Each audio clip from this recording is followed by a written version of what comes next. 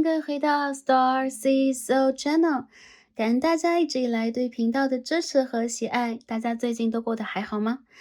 那来到了我们2022年的10月底，万圣节，今天要跟大家一起通过卡牌来做一个万圣节的主题。我们来看一下，连接我们的某一世，看一下那时我们是怎样的，我们有什么样的经历，想给我们今生今世的祝福和讯息是什么样的。那来自祖先和指导灵给予我们的疗愈及指引。今天这一期主题比较特别啊，希望可以帮助大家来，穿越这个时空。对，因为我们的卡牌，然后我们这个占卜的工具，或者说我们读牌的方式，有可能不在3维度空间，有可能我们会连接到5维度到6维度的讯息，那这个讯息就会穿越时间轴，时间这一个概念，因此我们会帮助大家做一个这样的连接，然后希望帮助大家得到，关于我们今世的一些指引，一些我们需要的讯息，或者说当下我们的成长，我们的人生蜕变当中需要得到的疗愈和指引，也希望可以帮助前来这一则占卜影片的朋友们。那开始我们的占卜主题之前，首先要跟大家聊一下最近的天象了。大家知道在10月当中，我们的水星、我们的土星和冥王星开始了顺行，一些比较卡住的部分有可能已经迎来了突破的时机点。但是这个11月份其实是非常特别的一个月，我们首先看到了天蝎座的满月时，然后最近已经开始了火星的逆行啊，这个逆行要持续到明年的1月12日。然后在今年的11月8日，我们会迎来一个天蝎座的超级月亮、超级满月，或者说血月。所以说在这一个月份当中，虽然说我们在突破和变化，也会迎来很多冲突，或者说迎来很多在蜕变之间的蜕变展开之前的真正的迷茫时期、困顿时期。所以说一些朋友有可能在最近会更加的失眠多梦，或感受到一些改变之中的焦虑感。所以希望大家可以在最近一个阶段里面也照顾好我们。最近在我们这个小世界当中，我们地球这个小世界当中也发生了很多冲突呀，或者说很多外界的变动，或者说类似于不良好的事件。那希望大家在这些事件当中，首先一是一定要照顾好我们的身心灵状态，调养好我们的身体。再有就是希望大家可以在这个阶段里边也加强我们内心当中的一种建设，让我们在一种平静的、豁达的、开阔的状态当中去迎接这一次真正的转变。希望大家再坚持一下，然后在这里 Starcy 也帮助宇宙去传达这个讯息，就是宇宙在保护大家，在支持大家，然后也在帮助大家在一些外界的冲突当中去调整我们的内心状态。希望在这个占卜频道当中可以一直陪伴大家，或者说跟大家一同成长。最近 Starseed 也会多少感觉到有一些就是身心灵被震动的感觉啊，然后由于身体的状况，有可能我们的一些占卜或者说我们的一些回复讯息等等有很大的延迟，然后希望大家可以通融一下。最主要就是希望我们每个人都能够在生活当中是可以保持一个良好的状态，然后可以是开心、平安以及幸福的。在这里真心的祝福大家，也传递宇宙给大家的保护和支持以及爱，感恩大家，也感恩宇宙。好，那下面呢，就让我们一起来进入选牌之前的冥想环节、冥想单元。大家可以选择一个比较安静的环境，抽出几分钟的时间，跟 Starcy 来进入一个冥想。比较简单的来讲，就这个冥想会帮助大家去净化大家的脉轮，然后会帮大家去调整大家的频率。并且呢，有可能会用一个比较古老的说法，就是接通天地之气啊。因为每次我们都会去调整我们的海底轮和头顶轮，然后让我们在这个过程里边去得到能量的一种平和和释放。当然了，如果时间比较紧赶的朋友们，大家可以直接选牌来听取我们每一组的解答。那如果有时间的朋友们，现在我们就一起来开始这一个冥想吧。好。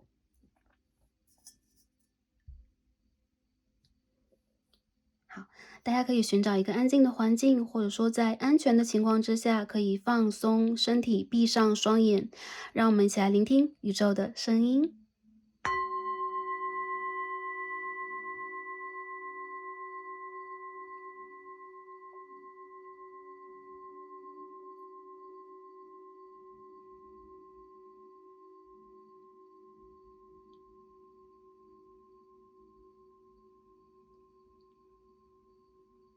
好，首先我们慢慢的、慢慢的闭上我们的双眼，随着这一个频率，开始调整我们的呼吸。我们可以深深的吸气，并深深的吐出来，每一次都比上一次更深和更慢。我们一起来做3次。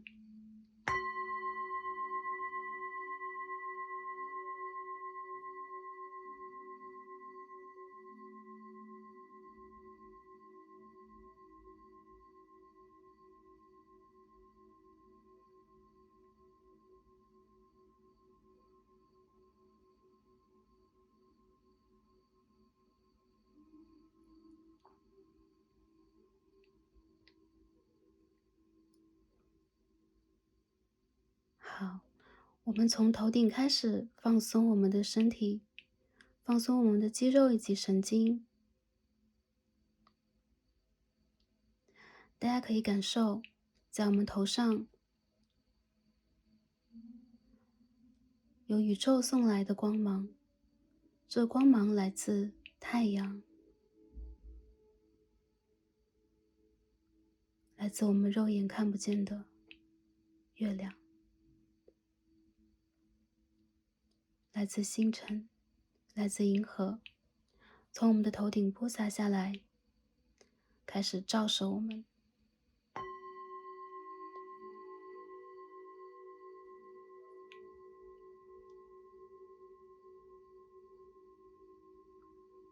我们从头顶开始放松，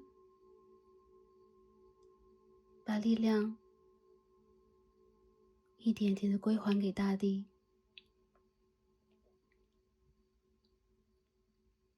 放松我们的脖颈，放松我们的肩膀，放松我们的脊背，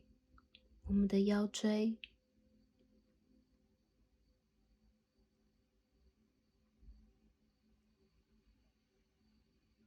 放松我们的双腿、膝盖、脚踝。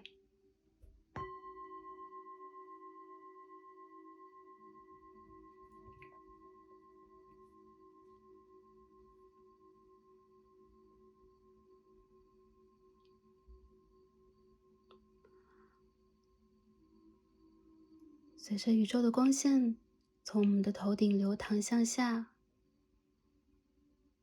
我们感受全身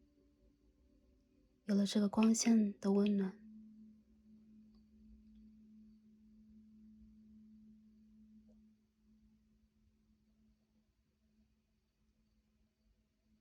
我们开始调整我们的脉轮，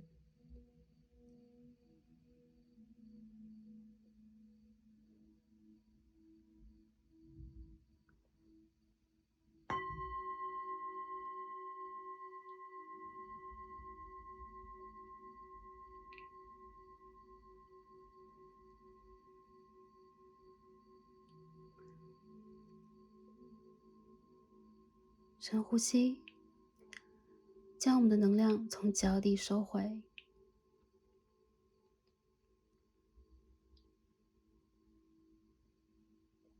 我们可以感受大地给我们的能量，从脚底向上，渗透我们的骨骼，跟随我们的血液向上。我们感受这一股能量和光，从我们的海底轮开始，向上盘绕。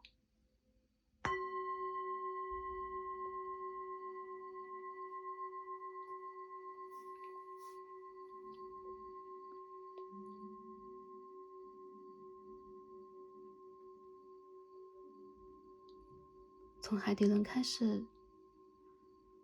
到我们的脐轮，到我们的太阳轮，到我们的心轮，到我们的喉轮，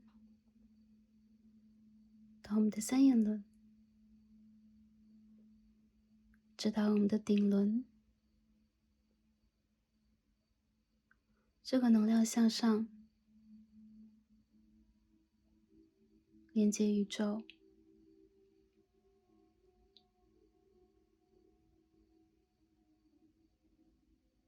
连接我们的灵魂家园，连接我们的源头。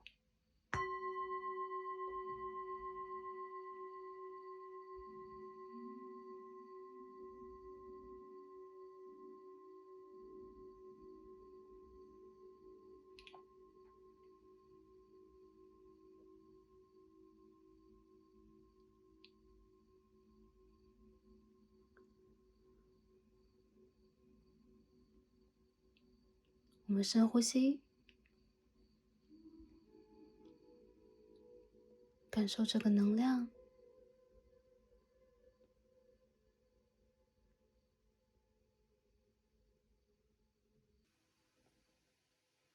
这股能量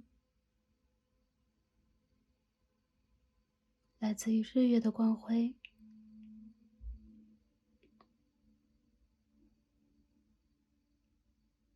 平等的播撒在万物身上。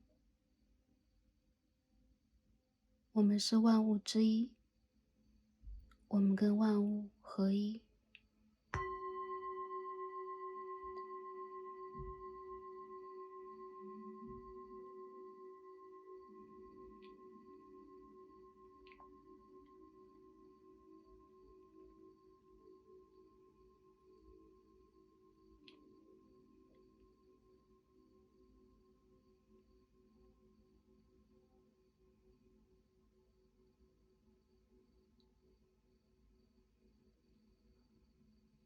我们就是平和，我们就是爱，我们就是完整的。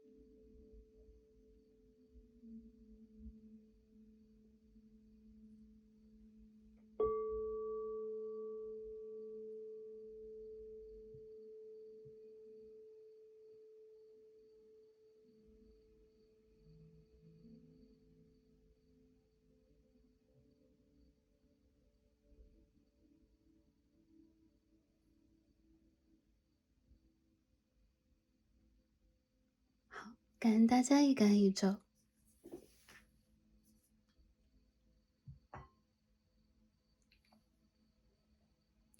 那我们今日的冥想就完成了，不知道有没有帮助大家得到一些放松，得到一些能量，得到一些净化，得到更多的连接。希望可以用这样的一个方式，真正的帮助到大家，传递宇宙的爱和保护。感恩大家，也感恩宇宙。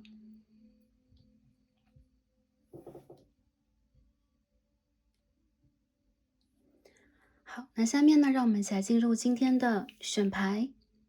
好，那在我面前呢，从左到右，大家可以看到刚刚的3副组牌。好，我们净化一下这个桌面。这是我们之前抽好的神谕卡，从左到右是1、2、3的3副组牌。那为了方便大家今天的选择，我们也用了天然石当做参照物。大家可以根据第一直觉来选择第一眼吸引到大家的组牌，它的位置，它给我们的讯息，或者说它给我们的印象和光芒。那如果还有一些疑惑或困惑，或者说犹豫的朋友们，可以根据下方的天然石的形状或位置来进行选择。那我们最左边第一副组牌参照的天然石是 OK 白色的天然石。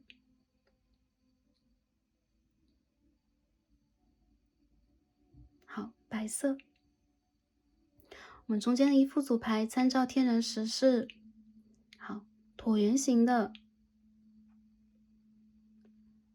橙色天然石。好，这是我们第二副组牌的参照天然石。我们最右边第三副组牌参照天然石是，这是一颗 OK 有点爱心形状的孔雀蓝色天然石。当然这是一个巧合啊，是一个很自然的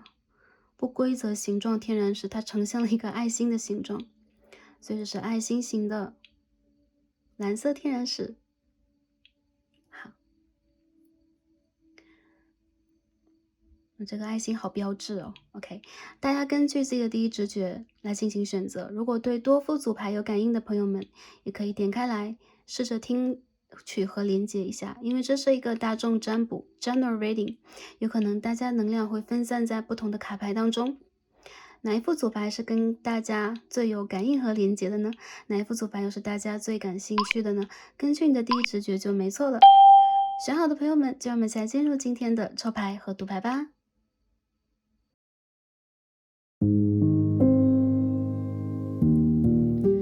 选到最左边第一副组牌白色天然石的朋友们，让我们一起来开始今天的抽牌。好，选到我们第一副组牌的朋友们，我们的神谕卡都已经抽好啦。那今天我们要一起来看的主题呢是万圣节特辑啊，连接我的某一世，看一下那时的我是怎样的，有什么样的经历，想给我今生今世的祝福和讯息，以及来自祖先指导灵的建议和指引。那这一期主题呢是要帮助大家去连接和找大家某一世的一个能量。那我们呢在灵性的世界当中，有可能经历过很多人世，有很多轮回和转折。我们今天要打破时空给我们的界限，也就是说穿过三维世界的界限，来到五维到六维的世界，帮助大家看一下某一世的你那个时候有可能你会起心动念的想要给未来的你留一个讯息之类的那一个你是怎样的，然后经历过什么，并且呢，在当时要给我们留下什么样的讯息？这个讯息有可能是关于我们的感情、事业，关于我们的人生方向，我们的人生使命等等等等。那在今天的主题当中，也会帮大家去连接大家的祖先和指导灵，看一下他们要给我们什么样的祝福、建议和指引，希望可以帮助到前来第一则影片的朋友们。好，简单介绍了一下我们今天的主题和我们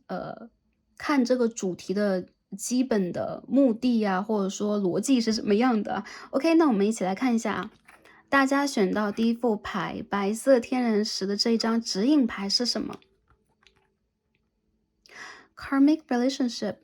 业力的关系哦。我们今天也抽了一张 Tarot 塔罗牌当做指引牌，那我们今天抽到的是一张 Knight of Wands。 无疑有很多朋友看到想传讯息的那一世的你，很多朋友都经历过战争。我看到很多人，其实你们在不同的人世当中有可能会扮演不同的角色，但很多时候你们会让自己很勇敢的去应战，有时候你们会选择一个战斗模式、战争模式来帮助自己去破除某一个业力给你的课题，或者说从这个课题当中进行学习。有很多朋友，其实你们的课题来自于你们的亲密关系，来自于你们的情感关系，并且在这一世当中有可能还是会经历。当然了，其实我感觉到很多朋友，你们的灵魂是相当不屈不挠的，而且你们是真正是烈火当中 OK，越过烈火的骑士这张牌当中也有一个凤凰啊，Phoenix 的意象。有很多朋友感觉到，其实你们的灵魂正在不断的进化，但是呢，不断的进化的过程当中，你们的这一次的经历，也包括你们在这一世当中要去完成的，依旧是你们业力当中要给你们的某一个课题。比如说一些朋友你们要去收债。有一些朋友，你们要去还债，这些债务有很多来自于亲密的关系，以及在3D 世界当中某一些人事物的变动。有很多朋友，我觉得你们的灵魂非常的坚强，而且你们是很勇敢不屈的人，但你们也有软肋啊，你们的软肋就是亲密关系，就是情感关系，或者说你跟原生家庭某一人的关系。有可能你在那一世当中和这个人曾经做过情侣啊、夫妻，或者说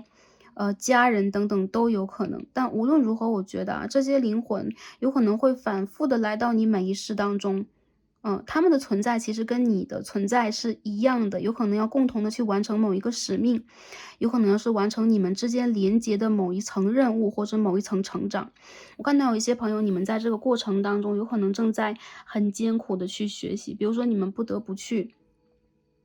从小要跟原生家庭的人去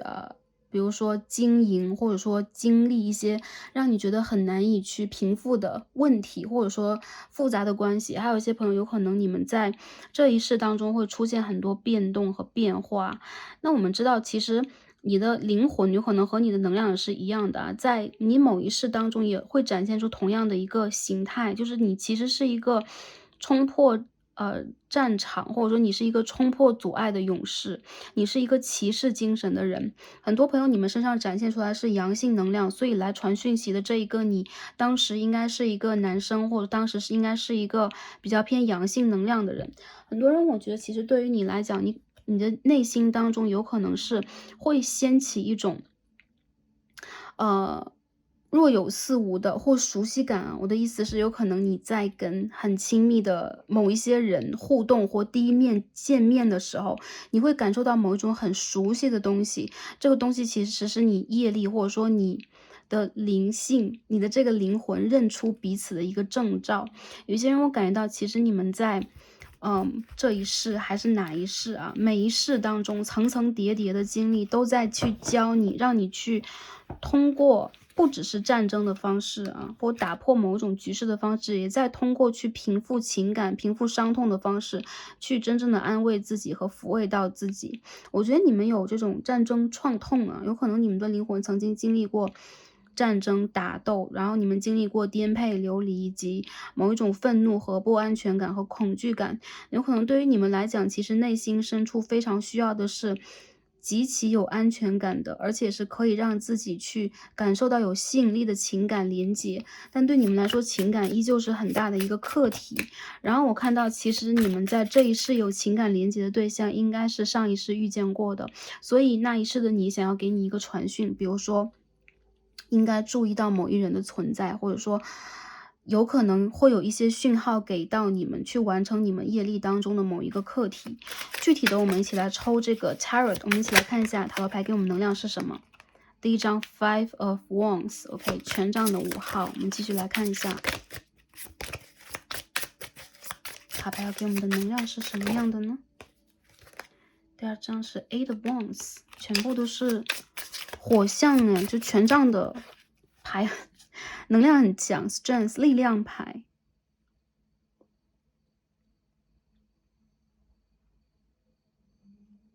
我觉得你们的灵魂很坚强，很果敢，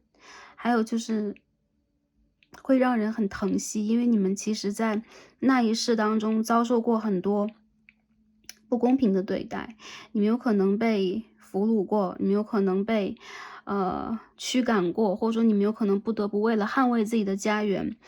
要去跟人战斗。我看到有很多人对你们来讲，这并不是你们想要的。你们在内心当中是极其有爱的，极其有包容力的，然后极其渴望和向往爱和美的人。但同时，你们也是能量场上来讲相当无惧无畏的人。所以在那一世的你是什么样的？我看到你们是不屈的勇士，我看到你们是灵魂之火永远都不会熄灭的战神。还有一些人，你们其实是在内心当中对你的家园，对你热爱的人有着无限的包容，有着无限的体谅的人，所以你们有可能会去牺牲自己，然后去完成某一个大的目标，完成某一个捍卫的举动等等。很多人你们在那一世，大家可以看到全部是火象的牌啊。这边这张月相卡 ，OK， 我们看一下这个 Oracle 什么的 Moon Oracle 啊，月亮的神谕卡。阴性能量上来讲，也是一张 Volcano 啊，火山牌。这边是 OK， 火星和太阳的能量，这边出现的是牡羊座的符号，所以很多朋友火象是非常多的。你们身上所体现的能量，就是在那一世当中的你是不屈不畏的灵魂，并且你们曾经为你们的灵魂真正的点过一团火。那一世的你太不容易，所以我相信在那样艰难和艰苦的一个环境当中，你非常的想去留下一些什么给自己，或者说给未来的自己，或者说给你的灵魂。我觉得这是你印象极其深刻的一世，因为你曾经在身体上、灵魂上真正的受过历练，受过煎熬，受过痛苦，从而也受过真正的洗礼。很多朋友，你们在那个阶段里边成长起来，最终变成了一个 strength。力量牌，也就是说你的灵魂在那一世里边受益匪浅，同时你也打开了自己的某一个管道，你真正的连接到了你的阴性能量和宇宙给你的真正的火的能量。很多朋友你们有可能在之前是柔和的、温润的，或者说你的灵魂有可能一直在去通过其他的方式和途径进行某一种学习，有可能你的灵魂也曾经平淡过，也曾经高山流水过，但是那一世的你是真正的让自己经历过了历练和洗礼，同时真正的点燃你的这一个火山，或者说释放了你火山当中的能量。很多人你们是非常具有激情的人，而且你们真正在内心当中有过愤怒，然后有过很多比如说无法去完成的那种遗憾感，或者说你有可能目睹了很多让你觉得非常艰难的局势和局面，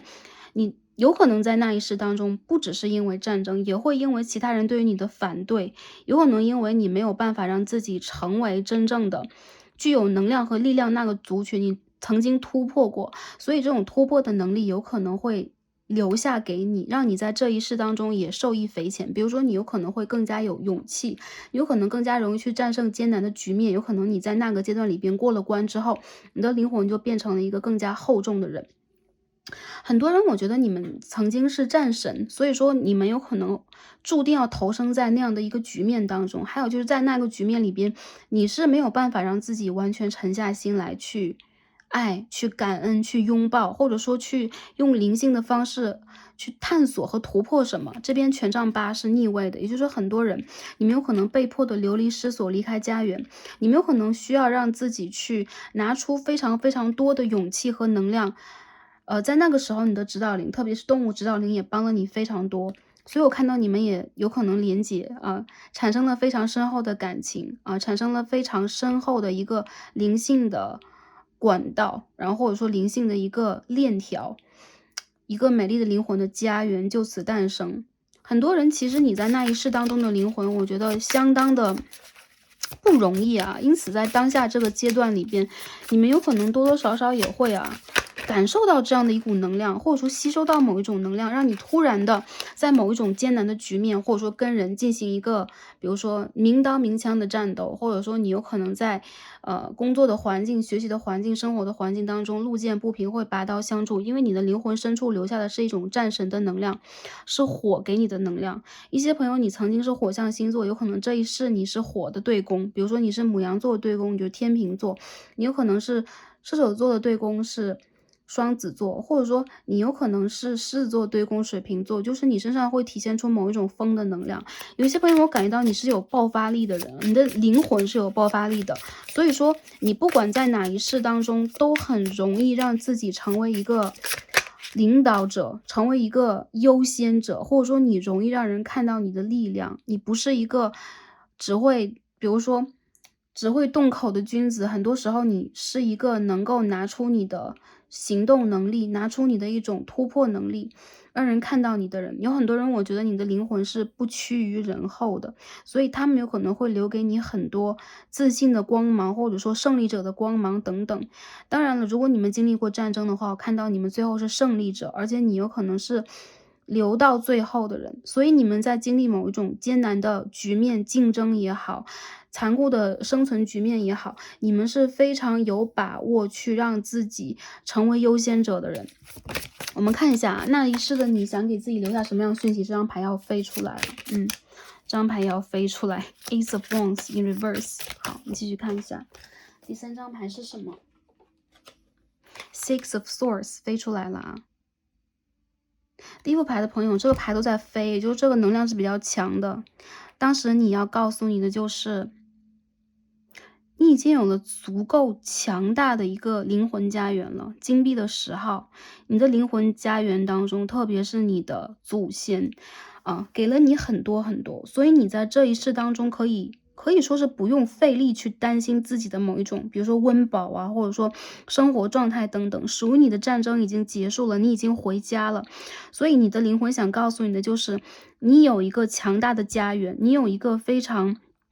团结的，甚至是有名望的灵魂家族。你不是流离失所的异类，或者说你一定要被人不断的驱赶和排斥。如果有这样的一个经历，那也是你在告诉自己，你知道了这个原因都是你的祖先给你的一次试炼，让你真正的拥有属于自己的奖杯，而不是家族给你积累起来的一些名望地位，或者说给你一些可以伸手就来的东西。你已经给了自己很多在平行的空间，在不断经历的人事。我们为什么说平行的空间啊？其实我们打破了3D 世界时间的局面，我们可以去想，你的每一世都是一个平行的啊，同时在发生。无论时间是怎么样，从你的0岁开始到你最后离开这个人世，它都是平行在发生的。所以这边我们可以看到金币的10号，很像是平行的空间当中，你会给自己很多很多扎根在这个3D 世界的东西，它们都是你的一颗宝石，都是你的一次收获。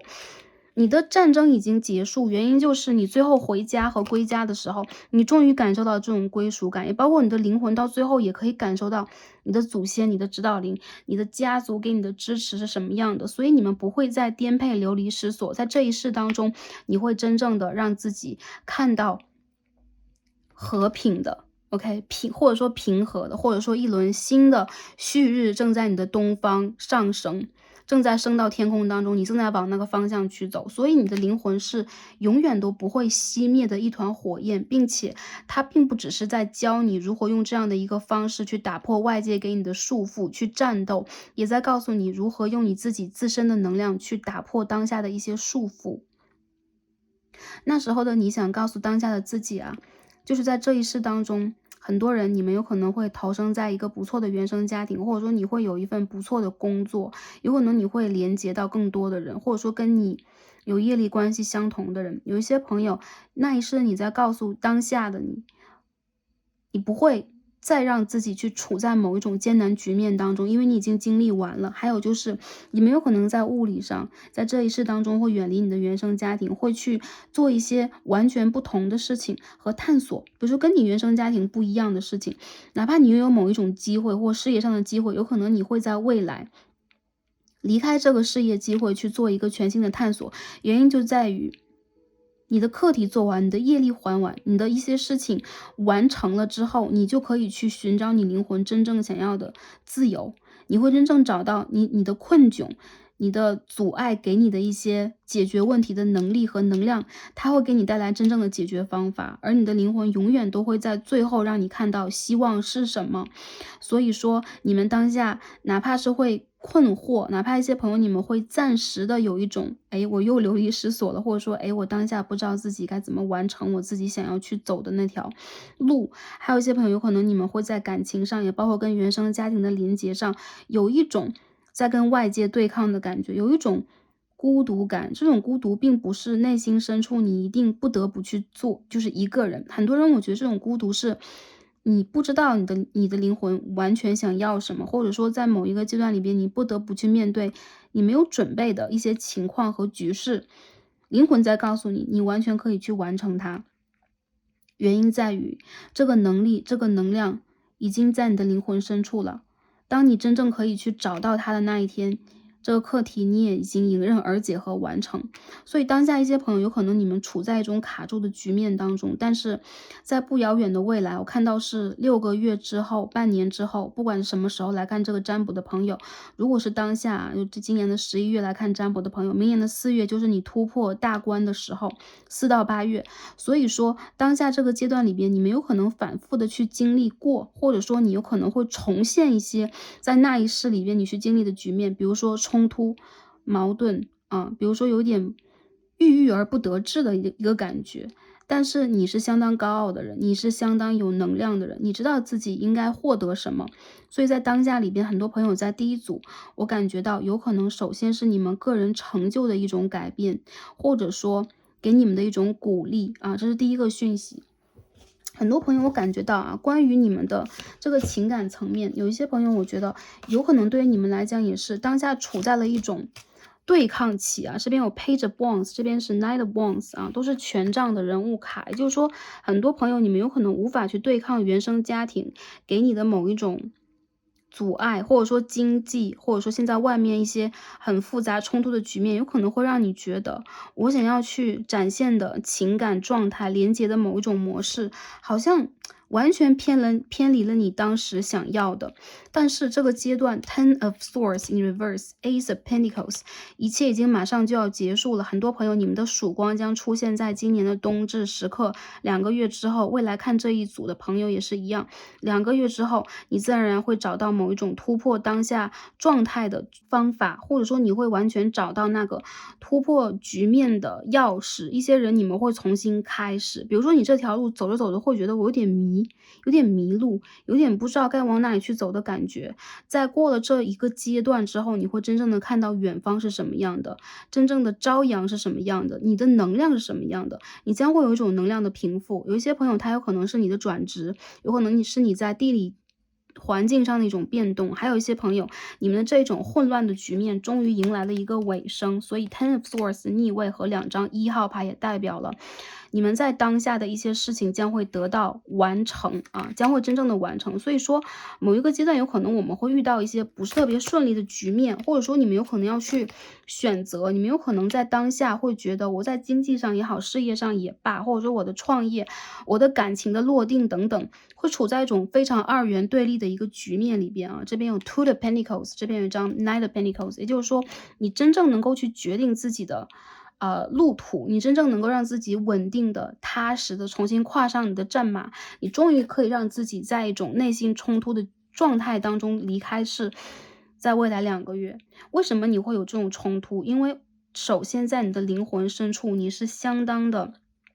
不拘一格的，非常自由的，而且你是一个很有野性的灵魂。所以一旦有一种制式，有一种规则要压制住你的话，你往往会在第一反应当中会有一种混乱的、冲突的、焦虑的、愤怒的感觉。这种感觉也是你的某一种发泄。所以说大家不需要一定要克制自己，我一定要让自己成为一个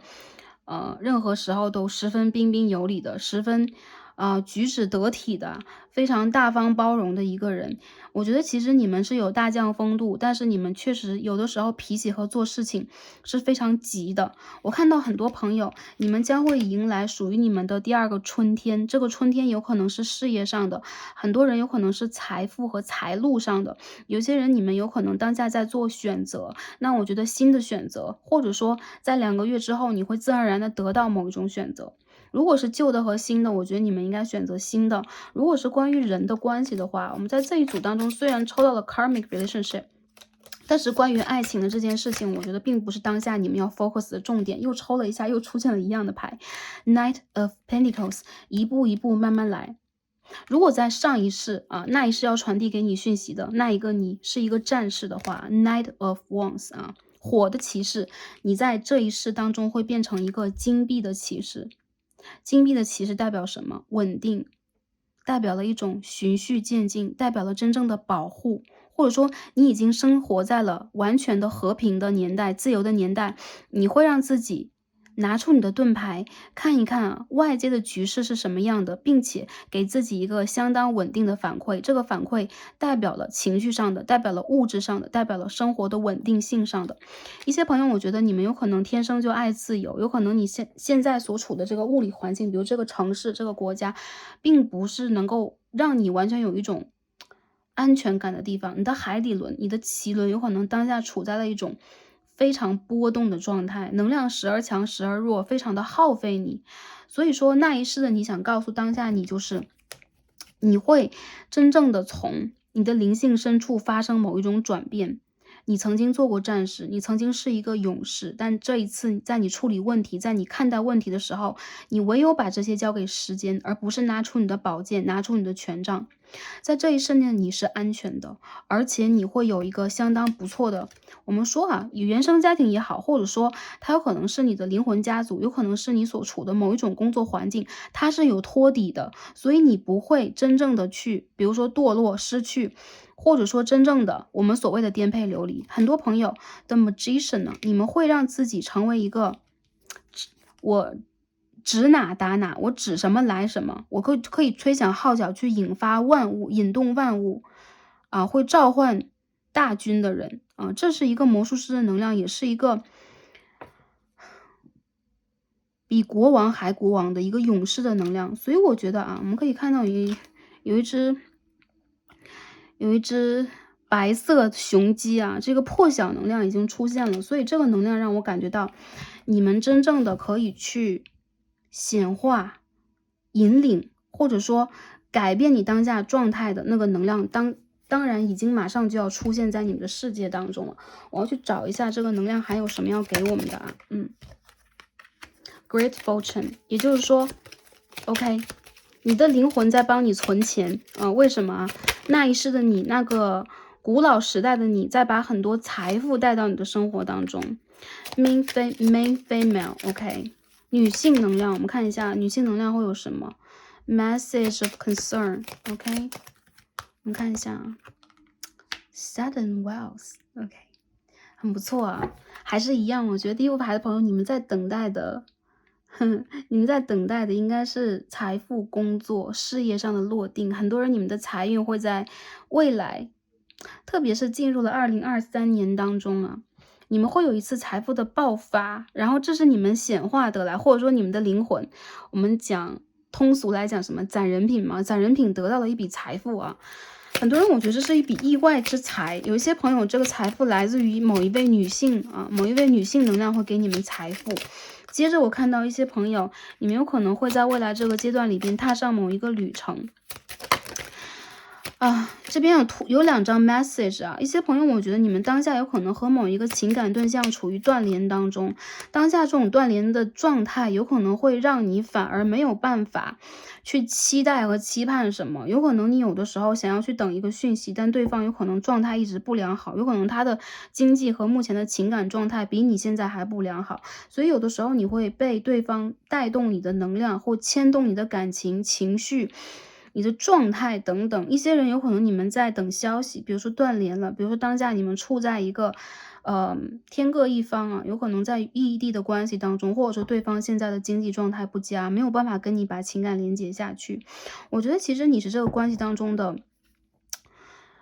重点对象，就是能量其实都在你的身上，不管男生女生来看这个牌，特别是女生的朋友，阴性能量非常强大，所以你们在上一世是做过战士的人啊，有可能你们做过阳性能量，当过男生，所以你们内心当中是有非常不屈服的一股能量的，你们有可能会想要去帮助对方，但很多人我觉得当下你的注意力需要先 focus 在你的事业面当中、财富面当中，唯有这个方向真正的落定了，你才能够真正的有这个状态，有这个能量去滋养你的感情。我看到很多朋友可能当下你们处在了一种让自己很困窘的状态里边，有可能感情和事业2方向来说，对你来说都不是十分的顺利，或者说一些朋友啊，有可能大家会想，诶，我没有很不顺利，有可能一些朋友，你们在当下这个状态里边也会觉得啊，目前的事业也好，家庭也罢，你们有可能需要再思考一些全新的方向给到自己，不然你就会觉得自己被困住。所以一些人有可能你们在忙着创业呀，或者说忙着去学一些新的东西，转换你的职业轨道，或者说你遇见了让你觉得很不公平的某一种竞争，或者说一些人，包括情感面上的一些人，你会让你觉得内心很愤怒。那我觉得那一世的你想告诉你自己的就是，你这种愤怒并不是对方给你带来的，有可能是你的情绪模式带给你的。比如说你曾经经历过战争创痛，我们说这种创痛是灵魂深处我们要去承载的。当然很多的灵魂，我们都会经历过这种局面啊，所以多多少少的我们需要去在每一世当中给自己平复。而业力的关系也告诉我们啊，当下如果很吸引你的，或让你感觉到愤怒的人，让你感觉到流离失所的、没有安全感的人，他有可能是业力带给你的某一个环节。这个人他到底有什么样的意图，对你来说并不重要，而你如何去经营和滋养你的人生，这才是最重要的一个状态。我们今天抽到的一张神谕卡是七 i 知识啊，你的灵魂想要告诉你，就是这个业力关系也好，当下的这个事业财富的一个局面也罢，它在让你的灵魂之书重新写一页，这一页是知识啊，就很像是你在做一个手账一样，你的新的手账里边是要去打开你的某一个灵性大门的，所以你们的身体、你们的各个脉轮，也包括你们的三眼轮，有可能正在去调整，让你们去集中注意力。打破某一个当下的阻碍，去用你的智慧真正的调节当下你的一个状况，去完成当下的一个挑战。很多朋友其实你们是很有智慧的人，还是一样，你们有可能有很多方法去解决问题，你们有可能有很多不一样的奇思妙想，但是我觉得这个最近这个阶段里边，也包括你的你上师要跟你传递讯息的这个灵魂深处，有的时候你这个智慧之书是没有办法完全翻到对的页码上的，所以你有可能有的时候会觉得，哎，我在选择的时候，我在做功课的时候，或者说我在完成某一个情感链接的时候，让我很挠头，让我很困惑。我觉得这种困惑来自于你的某一种执着，这种执着是业力的循环带给你的。我们说什么是业力的循环？业力就是我们的皮肤，业力就是我们的头发，是我们成为我们自己的基底啊。就是因为这个业力，我们会成为这一世的我们。我们姓谁名谁，在什么家庭，遇见什么样的人，没有这个业力，就像藤蔓一样去缠绕，我们没有办法长出这样的一片叶子。所以很多朋友，我觉得啊，当下你所经历的，并不是说，哎，这是一个业力，我们就要认命，或者说我们就要消极的对待它。比如说，那怎么办？这就是命嘛之类的。我觉得其实业力在告诉你的就是你并不是不幸福的。很多朋友，我觉得你们会有意外的好运降临，但是你有可能期盼的某一件事情，并不一定会你想象的发生，会像你想象的发生，而是你意外的会得到某一种你一想都没想到的好运。我看到这种想都没想到的好运，有可能会打开你真正的智慧之书，比如说会点开你的灵感，会点开你的某一层智慧，点开你的某一层灵性。所以最后你在这个地方能够去突破的，一定是你在上一世没有得到的，因为你在上一世是一个力量牌，这边出现的是一个魔术师牌，也就是说你会得到不一样的方法去解决问题，而这个是你智慧之书上真正要去翻到的、参照的，并且重新写下来的。这一世的你一定是全新的，一定是与众不同的，并且我看到你的灵魂在为你自己而骄傲，因为你的变化，因为你的不同，还有是因为你全新的一个方式，你用不同的方式通关了游戏啊，这是一个很不同的勋章。所以一些朋友，我觉得在未来这个阶段里边，你会感受到它。很多人，如果你在等某一个人的消息的话，这第一副牌里边我没有把感情放在重点的部分来进行说明，因为我觉得感情在这一副牌的朋友里边，你们现在有可能会在内心当中虽然期盼或者说希望它有发展，但你会更看淡它。原因就在于在这个阶段里边，去突破你业力当中最重要的一环，一定要先突破目前的事业、学业、工作当中的某一种阻碍。你需要去确立自己，你需要去找到智慧。所以这是当下你想要去得到的。一些人在明年的4月，特别是牡羊座的月份里边，你会重新的看待自己。有一些朋友，我觉得明年呢，牡羊座的新月大约在3月末到4月份出现，那个时候是你完全突破自己的很重要的一个环节。当然了，比较好的一些消息就是在今年的年尾，就是说12月以后，你将会有不错的某一种财富的收获。比如说是你的 bonus， 比如说是你原生家族，特别是来自于阴性能量、母性能量给你的某一笔财富，或者说有一些朋友，你们有可能在你期盼以外会得到还不错的收获，一些朋友可能中了奖券啊、彩券啊 ，sudden wealth，OK，突然的财富。还有一些朋友，我觉得你们会通过自己的成熟智慧得到某一次真正的合作，或者说你事业以外副业带给你的某一种收获，它有可能来自于你的知识，比如说用知识创造出来的副业呀，一些关联性的副业将会给你财富。还有一些朋友，我觉得等待这件事情啊，特别是等待情感对象，或者说，经营情感这件事情，或者说期盼情感这件事情，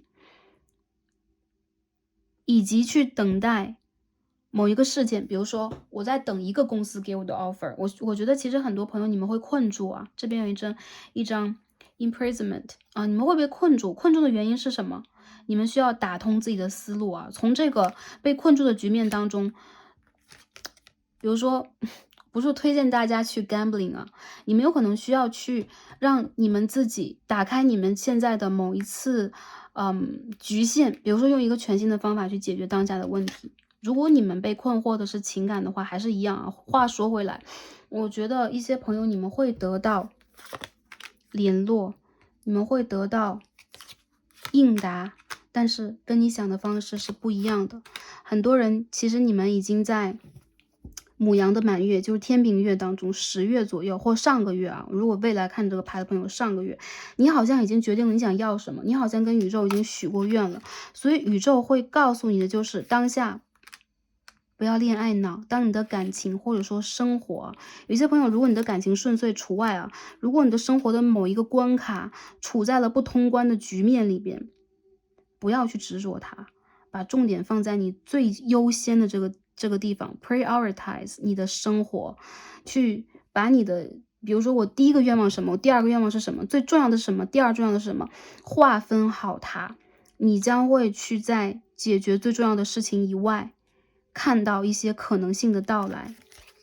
很多人我觉得最近是失恋，但是呢，有一些朋友有可能也是，比如说失业也是有可能的，或者说你们在事业里边啊，一些朋友是啊，我什么都没有失去，但是迷茫了。所以最近这个阶段，你们要抓回自己，要充分的让自己专注在某一件事情上。我觉得很多人，你们知道你们自己该专注在哪儿，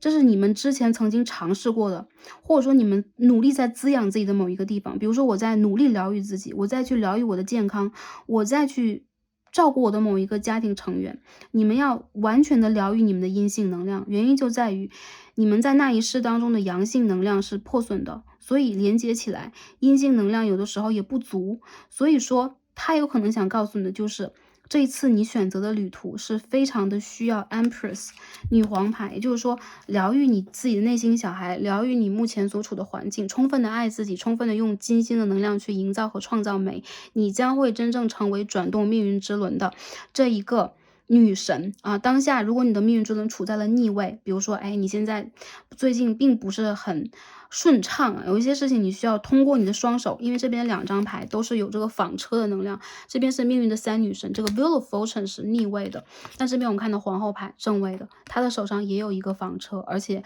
她有可能一个人兼顾很多，比如说我要兼顾家庭，我要兼顾事业，我要兼顾情感，但你还是可以在对的时间去把这个纺车引动。所以很多人我觉得你们自己就是这一股能量了，如果是男生朋友的话，你们也是一样的啊。现在有些朋友，我觉得你们有可能在1个月到2个月之前，或者说一些朋友比较早半年之前，不得不去经历某一种断舍离。有可能你们被断舍离，有可能你们自己去断舍离一些什么，有可能情感上现在一些朋友是处在断联失恋状态的，没有关系，耐心的去把你的能量给自己，用你的双手去引动这一次的发生，专注在当下你的事业工作上，专注在某一件小事上，比如说你的创作、你的创造、你的兴趣等等，去写好这一本智慧之书。那一个世界当中，或者说你的某一世的自己啊，我们就说你自己的灵魂了，你的灵魂在告诉你的就是，你可以通过你自己的双手去引发无穷的智慧、无穷的财富以及无穷的幸福。当然了，需要给自己和时间一点点的空间，或者说给我们自己一点点的时间，给时间一点点的机会，你们将会看到最后的希望啊。好，最后看一下我们的指导灵在跟我们讲一些什么，我们的指导灵和祖先给我们的祝福是什么样的。第一章我们看到的是我们的 ancestor，OK，远古大师，很多朋友你们有宗教信仰啊，比如说大家有OK， 这边有很多不同宗教的大师，然后也有观音、圣母玛利亚 ，OK， 还有一些穿着长袍的，我们都不知道是哪一位大师。总之，很多朋友你们被神灵保佑啊，你们被扬升大师所保佑，所以你们有可能在当下会有一个你们会有很与众不同的连结和直觉。OK，devoted spirits with specific intentions。很多朋友，我觉得你们会把自己献身给某一种方式的连接，某一种方式连接就指的是某一种宗教啊，某一种灵性修养的方式啊，或者是某一位扬升大师他的方式和方法，你们会在这当中受到启迪和启发，而且这些扬升大师在保佑你，因为你在那一世也是有如此的信仰的，所以你在生生世世有可能都会，有可能是追随，有可能是笃信，有可能是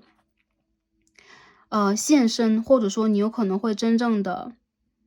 进行某一种灵性的修习、修炼。宗教上面的，首先宗教会给你智慧，哲学的智慧也好，生命的智慧也罢，灵性的智慧都算，会给你这个启迪。再者就是你会无条件的去真正的把自己奉献出来。很多人我觉得这种奉献，它就是不一定是在生活里边我一定要怎么样啊，我一定要比如说我一定要让我自己去相信什么，或者说我一定要在宗教当中怎么样。很多朋友我觉得你们是被保佑，这种保佑就是你会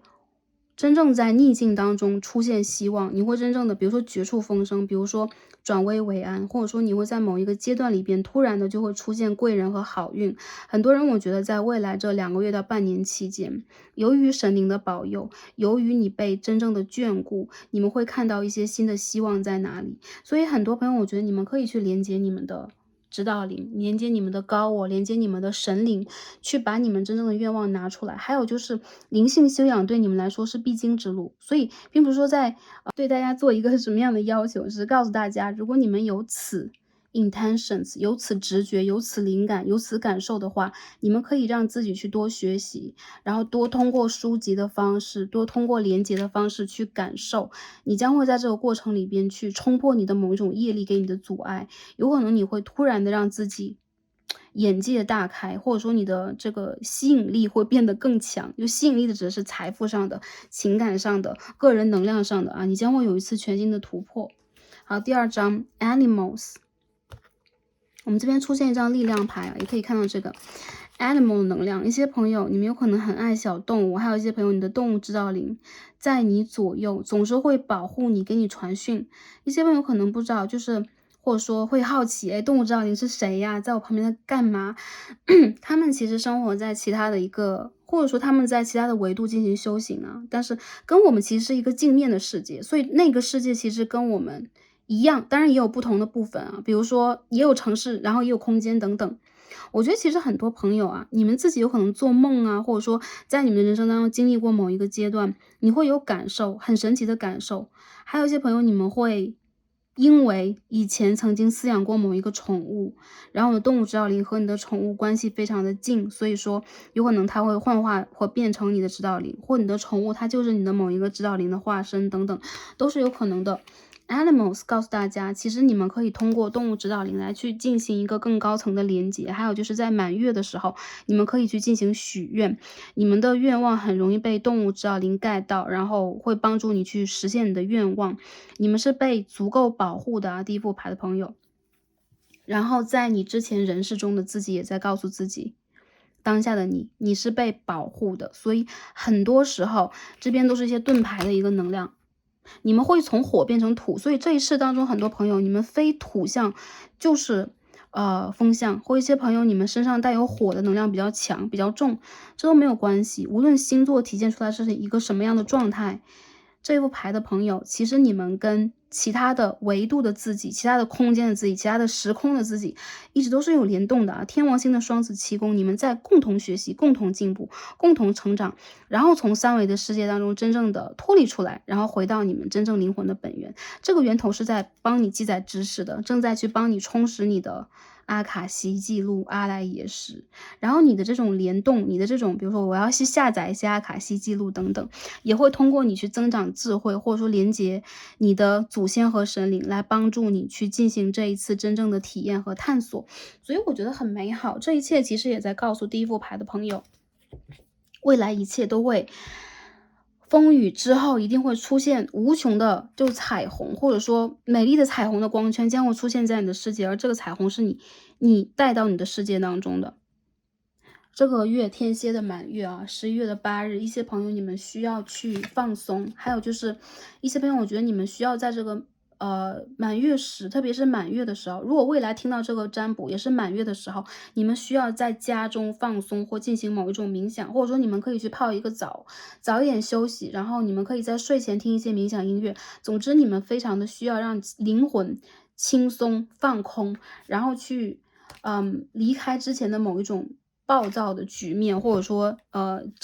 比较矛盾的某一种局面，你们有可能可以多喝一些水，或者说跟朋友小酌一杯，但是不要喝太多。我觉得其实你们需要补水的是比较多的，你们的灵魂也是一样的啊，会处在一个让你们焦虑或有点缺水的状况了。很多朋友在未来这个月份当中，你们的真正蜕变和转变已经来临了，所以你们的生活当中会陆续的出现一些好消息，这也是你们的指导灵要告诉你们的，好吧？OK，那今天的所有的卡牌我们就看到这儿啊，希望通过今天的这个主题帮助大家去找到你们需要的讯息，当下需要的讯息，还有就是帮助大家去感受到一些什么，然后打开大家的灵性，以及帮助大家去调节大家的频率啊，解决我们目前生活当中的一些实在问题，好吗？那今天我们就看到这儿了，感恩跟大家今天的连接和互动，祝福大家是开心、平安和幸福的，让我们下期再见吧，拜拜。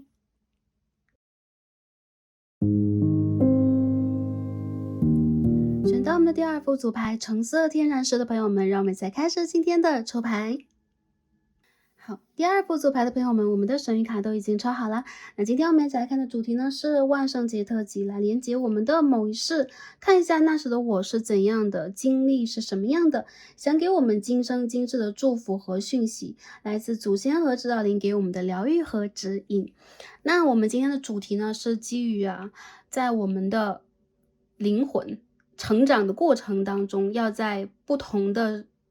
时间点上经历不同的轮回，那这个轮回有可能是在目前我们的地球3D 世界，有可能会在其他的维度当中。总之，这些轮回会给我们不一样的经历，那这一世也会当做我们的轮回经历之一。今天我们要去帮大家去 channel 去连接的是我们的某一世，那有可能是之前我们的某一个经历，在那一个点上的我们，在那一个时间点上的我们，有可能会有一些话、一些 message 想留给后来的我们，当下的我们。因此我们会做这样的一个主题，或者说有这样的一个讯息给到大家。那希望通过这样的一个连接来帮助大家去找到最近你们需要的讯息和需要的能量，也帮助你的祖先和指导灵来传递一下讯息给大家，希望可以帮助到前来第二则影片的朋友们。OK， 那介绍一下我们今天占卜的比如说基准点，或者说我们的一些基本的这个逻辑然后目的是什么样的。我们一起来看一下大家选到的这第二副牌橙色天然石所对应的神谕卡是什么，这个 Oracle 给我们什么样的讯息。好 Love Life OK， 我们可以看到OK， 爱情生活，我觉得对于你们来讲你们是修爱情课这一世有可能也会，因为其实我觉得很多朋友的 Hermit， 我们抽到的是隐士牌，很多人我觉得你们是在进行某一种学习的人，这种学习有可能跟情感相关，一些朋友有可能你们曾经在金星或者是海王星生活过，所以你们其实在人世当中经历的很多东西，对你们来讲是你们的灵性灵魂想要去经历的一些东西的显化，或者说是具象化、实像化等等。那说的比较通俗来讲，第二个牌的朋友，你们是很有想象力、很有爱和美的感知的人。你们想通过不同的情感，也包括在人世当中的一些艺术方面的一些跟人的连接方面的，包括情感艺术方向的一些连接，或者说诗歌呀、电影等等啊，帮助你们去学习的当中的一些智慧。一些人有可能你们进入灵性的大门是通过情感之路，还有一些朋友，你们有可能在当下不断让自己去进行某一种深刻的灵性思考、哲学思考，它有可能是通过情感来的。在上一世当中啊，就是这一世要传递信息的这一世的，你们的灵魂，很多灵魂是在讲一个故事，讲一个爱情故事，荡气回肠的，或者说历史经久不衰的，年代久远的一个爱情故事。对于你们来讲，你们的灵魂很急切的想让你们去记住一个人，记起一些什么。通过这个经历和这一个人，有可能会打开你的某一层见识。这个人的经历啊，我觉得有可能会深深的印在你的这个阿卡西或者阿拉耶识啊，你的这个智慧深处。很多人对你们来讲，情感这件事情不一定是痛的，但是一定是让你们记忆犹新的。然后你们在这一世当中有可能会经历很特定的灵魂伴侣或者是 twin flame， 有很多朋友我觉得是 twin flame 啊，你们的镜面给予你们的一些反射，通过这种反射你们再重新的拼凑自己和认识自己。好，我们从这2张牌当中看到了一些能量，我帮大家来看一下啊。具体的我们在那一世当中啊，那一世有可能并不一定是上一世，某一世好给我们的这个讯息，给我们的信号是什么样的？我们首先看一下那时的我是怎样的啊，那时的我们是怎样的。King of Pentacles 金币的国王，好下看一下那时的我是如何的呢？这边出现的这张是 Queen of Pentacles， 我的天呐，金币国王和金币皇后，哎，这2张牌好漂亮，大家可以看一下啊。这是纯的一对啊，而且这边有一张 Love Life， 你们的灵魂伴侣，你们的双生火焰，你们的屡生屡世的爱人出现了啊，灵魂家园的另外一半出现了啊。好，看一下那时的你是如何，那时的你就在和对方在一起啊，你们2个人是在一起的，一对国王皇后，好吧。好，我们继续看一下啊。我看到你们有一个美丽的家园，你们有一个美丽的花园，你们有无穷的财富、无穷的宝藏，你们是门当户对的，或者说你们2个是才子佳人的一对啊。OK， 我们看一下，这是你记忆深处的另外一半，你的爱人，好吗？怎么又出现了啊？隐士牌的逆位 Hermit in reverse。好，我们再多抽一些，因为看到的是一对人物牌，我们继续看一下。Ten of Cups， Ten of Pentacles，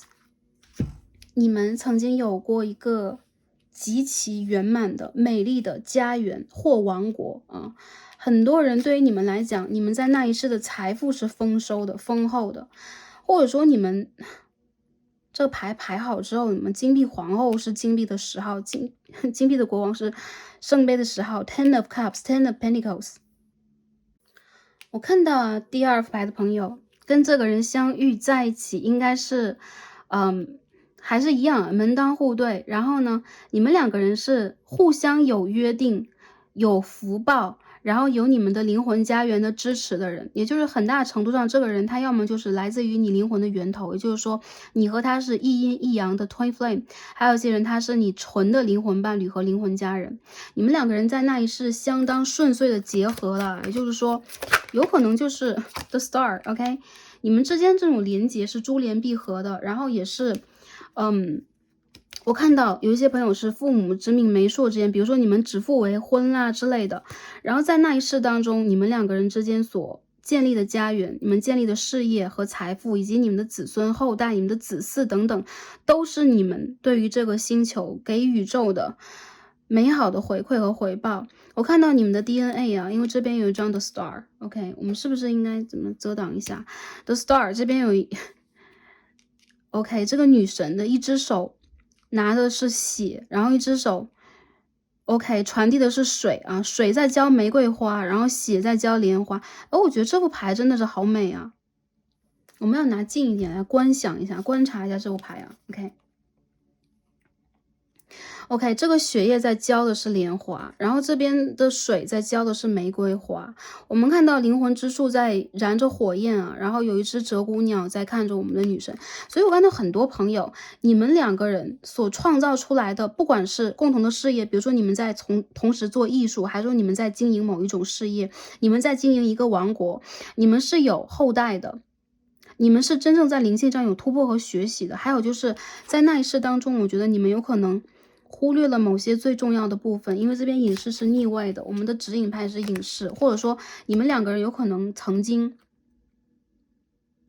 为了去完成你们家族的什么和彼此之间的连接，背离了你们的某一个最初的梦想，或者说你们灵魂最主要的某一个梦想。所以我觉得这也有一层是一个人牺牲了一些什么，去传递、去滋养、去成就另一个人的能量啊，两个方向都有。所以我觉得不管是阴性还是阳性，我不能说是谁在成全谁，而是你们两个人有可能都在为了彼此和家族做牺牲，因此你们在灵性上有可能没有办法完成突破，或者说你们没有办法在固定的3D 的事业当中去完成和得到更多。有很多人我觉得对于你们来讲，在这个人世里边啊，你们有可能会连接曾经去不断的就连接过，或者说你们曾经梦到过一些人，你们曾经感觉到跟一些人极其有连接，那是你之前的灵魂家人，以及有可能你遇见的某一位感情对象，他就是你这一位伴侣了，好吗？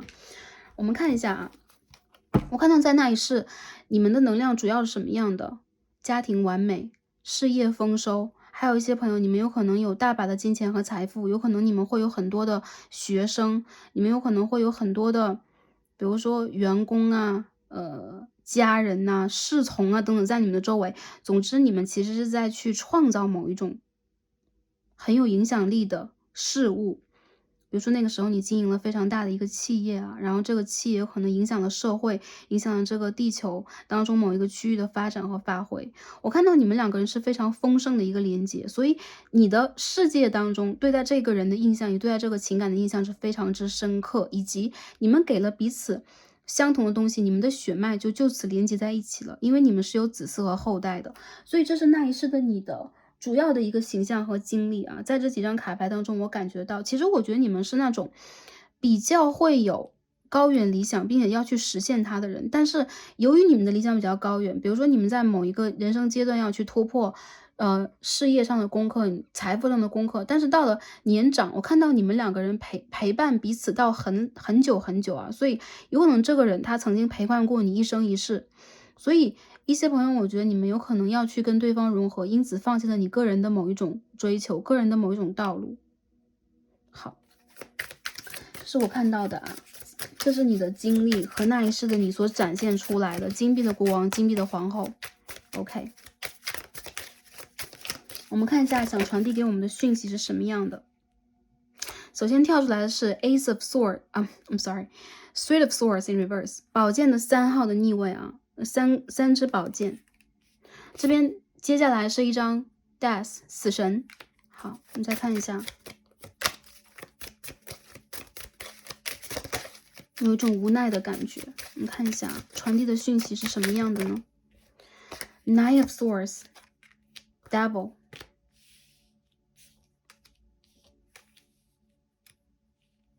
我感觉到这个能量是什么了？我觉得这副牌的朋友，我们的一生一世非常美好。不知道讲这些对待大家来讲会不会有一点伤感的感觉啊？但没有关系啊，因为我们的灵魂不生不灭，因为我们有我们自己的个人信仰和我们的追求，所以这并不是一个悲剧，这是真实。真实是啊，我们在某一个3D 世界当中的经历，它是一个经历，但它同时也是一部电影。电影有结束的时候，所以我看到其实你们在离开了那一世之后，很长的一段时间，你们会有一种流离失所的感觉。原因就在于你们有可能会在人世里边一直在寻找这个人，非常重要的就是你一直在寻找的就是这个特定的人，这个特定的感觉，这种特定的家的归属感。但在这一世里边，我们指的就这一世啊，你没有找到，有可能你经历了很多让你觉得心痛的关系，或者说你找着找着发现，过尽千帆皆不是。我觉得其实对你们来讲，你们在轮回转世的时候，有可能想要去抓住，或想要去真正的完成某一种真正的连结，签订某一种契约。但是这种执着对于你们来讲，有可能会伤害到你们，所以在这一世里边，你们这个寻找啊，有可能会影响到你们在感情里边的某一种特定的想法，或者说特定的某一种价值观念。这边出现一张 The Devil，也就是说，Devil 有的时候它是诱惑，但我觉得对于这副牌的能量来讲，它是一种执着，小小的执着。你们会不会跟这个人，比如说重新的遇见和找到他？当然会的。这边我们出现的是 King of Wands、Queen of Wands，权杖国王和权杖皇后。但是我感觉的很明显的就是在这一世当中，你们两个人彼此追寻的方向是不一样的。你们有可能在这一世当中更加注重的是自我价值的完成。我们讲的是什么？自我价值指的就是调整一下这个 camera。你们想要去完成一个真实的自己，有可能你们想要在这个事业当中有更加强烈的自我的这种拓展，比如说我要成为一个什么样的人，我要去经历什么。你们在这一世当中所体现出来的是权杖的国王和权杖的皇后，也就是说你们有可能投生在不同的地方，有可能你们要去经历不同的原生家庭和情感的章节，你们有可能兜兜转转的，好像在这一世里边的真正的连接变得比较弱。比如说你们辨识出彼此，我感觉你们会辨识出彼此啊。从这个牌象里边也感觉到，辨识出来以后，真正的麻烦才会到来，因为你们没有办法去突破某一种现实的阻碍。这边是金币的5号，Five of Pentacles，这边金币6号，Six of Pentacles。原因在于什么啊？不在于你们两个人，比如说福报不够等等。我觉得是由于这一世你们所制定的灵魂计划不一样，你们的轨道不一样，所以很多人我觉得你们有可能辨识出来了，谁是你的灵魂伴侣 soul mate， 谁是你的 twin flame， 但是你们两个人却不得不天各一方。你们曾经 union， 你们曾经结合过，你们曾经在某一世结合过，我觉得是很远的之前了。但是在这一世里边，我觉得啊，你们在扮演的角色真的是完全的不一样。我看到阳性能量在这一世当中所经历的东西，有可能是首先原生家庭，或者说你在财富之类的，有可能要去突破，有可能要去经历破碎的情感，有可能要去经历和承受重要人，比如说原生家庭的某一个家人的离去呀，或者说他要独自去负担很多。那这边的阴性能量呢，有可能比如说女生的能量，阳性能量只是偏向男生的部分，或者说在情感当中偏向于，掌控的、保护的、创造性的能量。然后我们这边的阴性能量是 Queen of Wands， 权杖皇后的逆位，女性的能量、滋养的能量、偏向阴性的能量等等。我看到在这边偏向女生能量，我这样去讲好了，同性的朋友可以自己对应一下，有可能会比较注重3D 世界当中的物质，比较注重自己的事业、财富的拓展，还有就是性格当中会有一种倔强的，想要去突破的，并且非常争强好胜的感觉。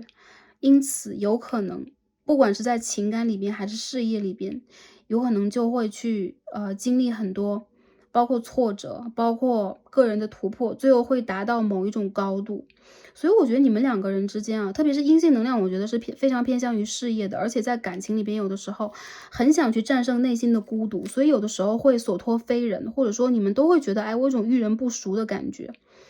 你们两个人之间并不是在完美错过彼此，或者说你们两个人就是爱而不得的。其实你们就是一对，而且你们曾经就是一世夫妻，建立过如此美满的家庭。而在这一世当中，你们要去突破的道路和选择的道路其实是完全不同的。有的时候让我感觉到现在当下这个连接是一种无奈的感觉。第二个牌的朋友，你们要学的就是感情课啊 ，love life 感情课，还有就是爱情这件事情对于你们来说还是挺重要的，还有就是选择配偶和伴侣这件事情是相当重要的，有可能它会奠定你们在情感当中的，或者说在人生经历当中、学习当中的某一个真正的转折点和突破点。但很多朋友，隐士牌也代表了我选择要孤独，或者说我选择现在要一个人去修行。所以很多人有可能你们在第二组当中是晚婚的，或者说你们有可能要去经历感情的一些改变，有可能你们在感情当中要去独自经历过某一个漫长的像是灵魂暗夜的阶段。一些朋友，如果你们已经成家，或者说已经完成感情这个课题了，有可能这个能量并不是给到大家的，因为我感觉到其实你们在现世当中所去经历的东西，包括你上一世想要去传递出来的讯息，就是这样的一个形态，这样的一个能量场。很多朋友，我觉得对于你们来讲，上一世的你要告诉你的就是，你们曾经极度的美好过，还有就是你们之间组合起来的能量虽然非常的强大，但是当你们在上一世选择分开旅行的时候，比如说我和我的配偶，我和我的另外一半已经完成了这一世，然后你们在选择一个新的过程，一个新的人生章节的时候，你们曾经许下过这样的愿望的 stars，你们有可能想要自由，想要高远，你们有可能想要在灵魂的深处要更多真实的经历。这种经历对于你们来讲，有可能就是这一世的某一种困难，某一种阻碍给你们的。我觉得你们的内心当中总有那么一块是留给彼此的，而且这是一种真爱关系，并且说是真正的去辨识出彼此的这样的一种状态。但是我看到有一些朋友，你们确实不是在对的时间去遇见彼此的，所以你们有可能要去经历彼此的一个灵魂暗夜带给你们的某一种波及，某一种无奈感。嗯。我看到很多人，其实你们在感情里边能不能修成正果，上一世的你要传递的讯息就是，当下这个阶段你们各自要突破你们各自的蜕变，最后的结果是开放式的。某一些朋友，我觉得在这一世当中，我们就没得希望了吗？不是的，这边是金币的5号 Five of Pentacles 出现2次这代表了有一些朋友，我觉得你们正在学业当中再去寻找你们的玫瑰花，在学业当中，你们的路上其实依旧有花在开放。我看到其实很多朋友，你们有可能当下如果处在这种分手状态，或者说你处在了一个 Twin Flame 的断联期灵魂伴侣的断联期当下你们是相当孤独的一个状态，但是选择在学业当中踽踽独行去寻找你新的下一站的家园，或者说你真正的能量等等都算，这是你的一个选择。因为隐士牌就是这样的一个能量，你需要去经历过这样的一个孤独阶段，你需要去经历过这个回到自我的阶段，一个人并不是2个人，一个人去学会突破一些什么。一些朋友我觉得你们的这个比如说复合期或完全去辨识出彼此的一个双向奔赴的时期会到来，但是呢，有可能并不在你们最渴望的时候，或者说当下这个阶段。还有一些朋友，如果你们在单身有一些朋友在单身在听这一个主题，我觉得你们需要让自己先变成一个真正的金币骑士，去找回这样的一个能量。金币骑士是什么？这边出现的是 King of Pentacles、Queen of Pentacles， 金币国王、金币皇后。也就是说，你需要去找到你真正的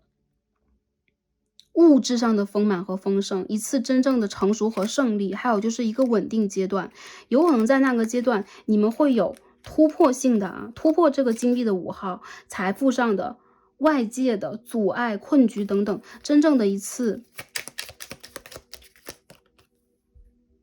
丰收，或者真正的一次稳定。一些朋友，你们现在在搬家、转职，还是人生的一个波动期如果是处在这样的一个时期的话，我感觉到你们的突破会在看一下第2排的朋友看一下，我感觉大约是8个月左右的时期7到8个月之后会到来，重新回到你们的一种稳定阶段。还有就是你们一直在力求找回自己在某一个人世当中的一种姿态，比如说你们想重新变回金币国王、金币皇后，比如说家庭中的、事业中的、情感当中的这种真正的有把握、有底气的丰盛的感觉。我觉得其实你们是这种富贵命的人，然后你们也是相当懂得去享受、相当理解生活中丰盛和美好的人。因为你们曾经做过皇后和国王，所以你们不会让自己完全处在一种颠沛流离失所的状态，你们一直在去寻找生活当中的真正的稳定和物质上的丰收。比如说你们个人的名誉啊，然后你们个人的才华的展现。我觉得其实很多朋友，你们在这一世当中，当下的这个阶段里边，有可能处在了一个让你们，就是我感觉是情感的一个断裂的一个时期，这个链条断掉的那种感觉。所以这边有张宝剑九的能量，就是会痛苦啊，会经历一种心痛。这种心痛有可能会让你甚至觉得你的呼吸要停止了，你好像没有办法让自己变成一种完整的状态了。但是其实这只是一个阶段性的状况。上一世的你啊，想要给你的讯息就是，当下你依旧是完完全全沿着你的生活旅途，你制定好的旅途在走的。那这一个非常困难的状况，或这一个在物质上的，在生活上的，比如说一些朋友，你又找到了这个人，然后你跟他又在一起了，有可能你们在这一世要突破的是物质的不丰盛，或者说在事业上的，在生活上去找自己的这一个课题。原因在于之前你们没有经过这个课题，然后你们需要的就是在感情之外，也让自己在这个课题上去寻找到一个突破性。我们这边抽到的这张神谕卡啊，我们今天抽到一张 The Moon Oracle 啊，月亮神谕卡 Pitcher， 这是一个水桶水罐的一个能量，代表了什么？这边我们可以看到，就是金星配海王的一个能量，来自于巨蟹，这是9号牌。隐士牌也是9号牌，所以9是一个什么样的数字啊？9是一个大师数字，宇宙的数字369就是大师的数字，所以你们在这一世当中是在学，是在突破，而不是在一个稳定的、美好的花园、舒适圈去享受福报。那一世你们曾经享受过非常美的福报，你们也积累了很多好的福报，但是在这一世里边，很多朋友你们要的是突破。你们要的是真正的自我的体现，你们要做自己的。原因在于啊，你们的灵魂想要做自己，并不是说我们的卡牌在指引大家去做自己。你们的灵魂想要真真正正的去做自己。我们可以看到2张脸在这上面，这2个都是9号牌啊。这代表了什么？我看到很多朋友，你和你的镜面在用同样的方式给你的灵魂家园和源头以能量。你的每一世有可能都是在 OK， 再去像这个盛水的灵魂，或者说一个3D 世界的形体一样 OK， 你们在源源不断的去 channel 去取得你的灵性世界，你的灵魂源头，你的祖先给你的讯息。对的，你是一个老灵魂。我们可以看到这两张面孔啊，大家不要怕，这2张面孔都代表了一种形态，就这种形态是你最真实的一个面目。这个面目是什么？就是我们经历过很多不同的人生阶段，这一世我是A 星球的 A， 下一世我是 B 星球的 B， 然后再下一世有可能我会去做什么之类的。但是你的真实和存在是一个集大成者，所以你们不管是什么样的能量，你们在找回自己。我觉得你们在修的并不是Twin Flame 啊，你们在修的并不是你们的 union 或 reunion， 这一次你们并不是要集合在一起要做什么，感情是一个附加题，你们要做的是真正的完成你这一个高我要给你的课程或者是讯息。所以很多人我觉得你们在让自己变成一个更大的我。如果你们在修一个阴阳课题的话，比如说我是阴，对方是阳，和他要重新的一起修课题，我觉得你们在修的是如何让自己变成一个更加完整的自己。这种状态就是大胆的去做自己吧。选择到这副牌的朋友，我觉得你们好像说实话也没有别的能选，就是当下我们能做什么呢？我看到这样的牌真的是觉得我们能够去做的选择是有限的，原因就在于我们的课非常的严格。隐士牌9号牌都是我们所说的宇宙的大师数字，而且到了9这个数字已经马上就是10号了，这个10号是一个全新的突破。我相信你们已经经过一个完整的阶段啊，10号已经在你们的世界当中出现过。我们到了10，下一步是什么？下一步不是11，而是0，从0开始再到9，所以这一世你们又到了第9号牌。很多人我觉得你们在这一世当中要去奉献，要去爱，要去连接，要去感受，还有就是要去包容。不同的人我觉得你们的课题不一样，但是更多的时候我觉得你们在去完成高我的一个拼图。比如说我这一世是一个拼图，有些朋友有可能会觉得哇，我的命怎么这么苦啊，我这一世的拼图就是难道我这一世只能拿到这样的一块拼图吗？就是我能不能把它变成一个更好的状态？当然可以啦。这边有月亮和权杖6号，我看到给予你自己和目前的这个旅程以耐心，不管是感情课还是事业课，给予自己耐心，你将会取得真正的成就。Six of Wands 一次成就，你的灵魂家园的家人在为你祈祷，在为你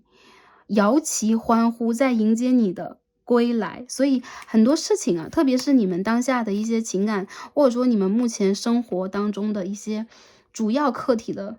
完成。比如说这边是 justice 啊，我感觉是一些人生大事件，比如说你事业的落定啊，你个人身份名誉的体现呐、还有一些朋友有可能是你们在感情当中最后的这个正缘的一些课题，给自己一些耐心。我感觉到在未来的一个阶段当中，你会完成。不同的朋友，我觉得你们的状态有可能展现出来的是不一样的。然后你们有可能当下也处在一种非常没有安全感的状态，有可能你们有很多事物要去处理，或者说你们会在最近频繁的去做梦等等，这都是你的这一世啊，或者说你的这一世在连接你的高我，他们都在连接，你们的每一世都在连接你的高我，给你很多讯息，就是我们所说的阿卡西。你的讯息很多时候会通过天使数字，通过你的梦境，通过你的直觉能力在告诉你。我觉得在这一世里边，首先是不用太贪心。很多的事情它会随着发展而完成，有可能你们要去专注的某一个方向，依旧是事业和生活里的突破，或者是自我的完成。你们需要对自己有信心。还有就是，如果你们当下多少是怕孤单的，怕自己没有办法完成当下的课题的，或者说你们不喜欢这种枯燥的状态，宇宙一样在告诉你们啊，当下这个短暂的阶段有可能会给你们某一种阵痛，但它只是一种阵痛而已，一切事物都在发展和变化，而你们真正的一个绽放的时期快要到来了，或者说在未来的一个阶段当中，你们会迎接到某一种机遇啊，某一种让你们真正感受到能量的阶段啊，这个阶段会给你们很多。我觉得一些朋友，你们的生活当中是会有甜的，还有就是你们的灵性正在不断的提升，所以这个提升的阶段，有可能你们会多多少少体会到一些灵魂暗夜的东西。这个暗夜在过去，然后之前的你们在告诉当下的你们自己啊，感觉很拗口。对，这一世的你们在给你们的讯息和祝福就是，你们会勇敢的冲破之前的某一种束缚啊，找到一个真实的自己。这个自己就是你会幻化出很多方法和方式，跟以前不一样的方式去迎接你们世界当中的真实改变。这边我们出现的是 Two the Pentacles， 这当中有一种无限的符号，而这里边出现的也是一个太极八卦的形象，在一个蛇王的头上，蛇王的头上，这个里边的能量代表了什么？万物都在不断的转化和变动啊。Two the Pentacles 这是逆位的，所以说正位的话，如果它代表的是变化当中的某一种阶段，或者说无限变化和循环给予你的某一种困惑，你将会脱困。什么时候？很多朋友我觉得3个月之后啊，还有一些朋友是3到8个月之间的一些脱困，一些朋友有可能最近处在了一些低迷的时期，或者说你的最低谷的时期，有可能是感情的一个失落时期带给你的灵魂暗夜。但是好的消息就是你会从这当中过去的。过去并不代表了，比如说我是复合还是复联，还是说这个感情会怎么样？我觉得并不是感情单纯这件事情要怎么样，而是你会给自己一个什么样的未来，你会给自己一个什么样的成长，你会怎么样去解决这样的一个问题，好吗？很多人我觉得你们将会收获生活当中的一捧好运。这个是 Nine of Cups 啊，圣杯的9号，这当中是一个花蜜的一个形象。我们可以看到一个富翁，他养了很多蜜蜂，然后这个蜜蜂采蜜啊，装满了9个圣杯，然后当中还有莲花的一个形态，感觉很美好。也就是说，你们会在，怎么又是9号啊？999啊！一些朋友9这个数字对你来说非常的重要。然后这边有一张 Knight of Swords 宝剑的9号。这个9号已经出现了4次，很多朋友我觉得对于你们来讲，这个循环快要结束了。还有就是你在最后可以去得到真正的甜啊，我觉得你们是先苦后甜，真正的甜是非常的甜。为什么要这样说？圣杯的9号代表了满足、富裕，代表了情感的流通和流动，代表了你们在这个阶段里边拥有了你们比你们付出还多的东西，这个是宇宙给你们的一个红利。所以999，很多朋友，你们在这个数字当中要进行的，我觉得是一种突破和学习。还有就是圣杯的9号，水的能量，很多朋友，我觉得你们有可能在情感上当下是很干涩和干涸的一个阶段，但是在未来，你们将会从这个灵性的课题当中去收获。而且你们在情感上也会真正的迎来一个太阳 ，OK，the sun，也就是说阳性能量，我觉得会真正的觉醒，或者说真正的站起来，OK。现在我感觉到不管是阳性还是阴性能量，都是一种不调状态啊，两个人有可能都通过着不同的人生历练吧，可以这样说，人生历练，OK，挑战或者说，真的是艰难局面啊，让自己去变成一个可以杀伐决断的勇士。但是我觉得这个阶段，我们可以看到这边有一张 Six of Cups 啊，圣杯的6号。我觉得无论回忆，或者说无论之前，无论前世有多么的美好，你们从来都没有完全的结束，或者说失去、丧失过什么，这些还是一样啊，跟第一组一样，平行的在存在着。如果没有时间的这一个轴，比如说我们从公元几几年生活到公元几几年要怎么样之类的，如果没有这个时间的数轴，这一切可以变成平行。也就是说，平行的一个宇宙或平行的一个世界和空间当中，没有什么是生的，没有什么是灭的，它是一个存在。所以我觉得这副牌的朋友，你们存在，你们的之前世也存在，你们的未来是依旧存在，而在这些存在当中，你们要去找寻的是内心中的平和、美好和丰盛的感觉，感恩的状态。宇宙给你们更多啊，我们看到这张牌是什么？新几次存在，真实存在啊，这是一套瑜伽师卡，对吗 ？OK，我看到的是很多朋友，当中有10个人物的形象啊，还有就是循环，以及我看到很多朋友，你们在这一世当中在找的就是你真的自己，真的自己什么？是你的高我给你的不同的形象去产生的一些，智慧、经验所集结出来的一个灵魂的形态。你在这一世在做真实的自己，并不是说你在上一世没有做过真实的自己。我觉得你在变得成熟，你在变得更大。我觉得很多朋友，你们在这一世当中，天蝎座、摩羯座这边有死神牌、有恶魔牌，你们很多人都是这种偏向于暗的能量的，或者说你们在之前曾经做过非常明亮的国王和皇后，你们偏向于暗黑能量。我觉得原因在于最近你们首先频率上来讲，不会让自己扩张到一个极高的一个状态，还有就是你们在经历灵魂暗夜，你们在突破一些，比如说我执啊，比如说一些艰难的。我觉得是生活历练，还有一些朋友是诱惑 temptation，有一些是情感诱惑等等都算，或战胜心魔啊都算。你们有勇气去战胜它吗？当下这副牌在给你们勇气，如果你们觉得自己缺乏勇气的话，宇宙给你们勇气，之前是啊这一世的你们在给你们勇气，所以再努力突破一下好吗？好。最后我们看一下祖先和指导灵跟我们讲什么。首先第一张牌 Past Life Guides Karmic Lessons Present Assistance， 你们的周围有你们前一世的家人朋友，他是你的指导灵啊，有可能是你的某一个祖先都算啊。Past Life Guides 就是说你在前一世遇见的人啊，很爱你们的人，在你们周围给了你们很多支援和帮助。有一些朋友，我觉得你们当下也在冲破一些业力的课题，包括你们在跟某一个特定的人修一个业力的课题，你会得到很多指引。我觉得这种指引有的时候就是很直观的，比如说一些信号、一些数字、你的梦境等等等等，还有就是你的灵感。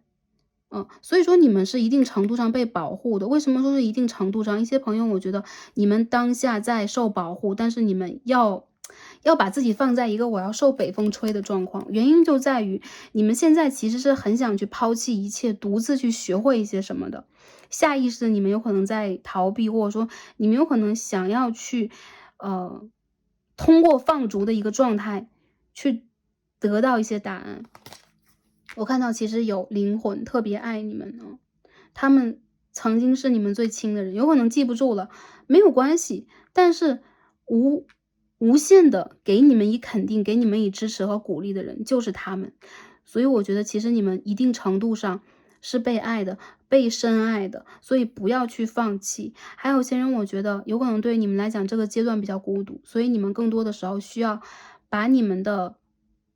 信念集中在此。你们在被爱，所以你们不能去自我放弃，或者说一些事情你们不可以放弃，因为你们在最后最关键的时刻会被拉一把。OK，King of Cups 啊，这些人很爱你们，还有就是会给你们很多情感上的保护。这边是 The Hanged Man，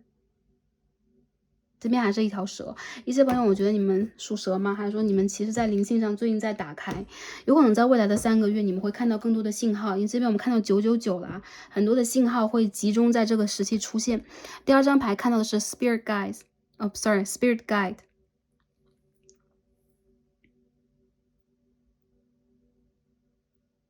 很多人我觉得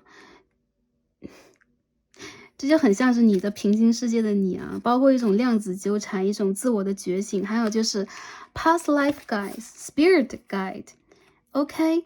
你们在被指引和指示了，你的指导灵、你的 OK、你的祖先等等，在告诉你在觉醒啊。这一世你也依旧会觉醒，我觉得上一世你醒了，但是你醒得晚一些，所以你会觉得你错过了一些功课，而这一世你在集中的修这些功课，所以你有可能没有办法让自己完全的去完成一种情感上的满足，因为情感上的满足就是一个不能这样讲，情感上的满足它是一个温床嘛，有的时候 Starcy 个人感觉是，当我们的情感和人生处在一个丰满期、平稳期、安全的时期，或者说这是我们的安全范围啊，我们的安全舒适圈啊，这样讲，我们很难让自己成长啊。所以你们在这里是要把自己抛到一个，对，有一点，需要让自己临危不乱、临危受命，而且需要去突破啊，面临很多诱惑和阻碍的一个时期。你的指导灵，你的平行空间，也包括这个牌当中的一个意象，就是量子纠缠啊。你正在觉醒，你已经睁开了双眼，你能够去看到这个宇宙跟你的连接是什么样的。你在未来这个阶段会被指引着到一个新的方向，而且去打破你的一些束缚和瓶颈。你看事情的角度将会改变，而且这些目光炯炯的看着你的、爱着你的人，由心里在祝福你和帮着你的人，会在你的周围。好吗？我觉得其实这副牌的朋友啊，哎呦，你的爱在这一世需要变得更伟大，原因就在于有可能小情小爱的这件事情很难给你很满足的就是比如说答案等等，这个阶段而已啊，这个阶段没有办法。但是我看到很多朋友 marriage，Oh my God，unexpected income，OK，很多朋友我看到啊，你们在未来这个阶段里边会迎接到你人生当中的成熟丰盛时期，而这副牌里边跟上一副不一样，阳性能量极其的重要，就是偏男性能量。OK，非常重要。只有阳性能量真正的觉醒，我觉得在当下这个阶段里边，才真正的可以让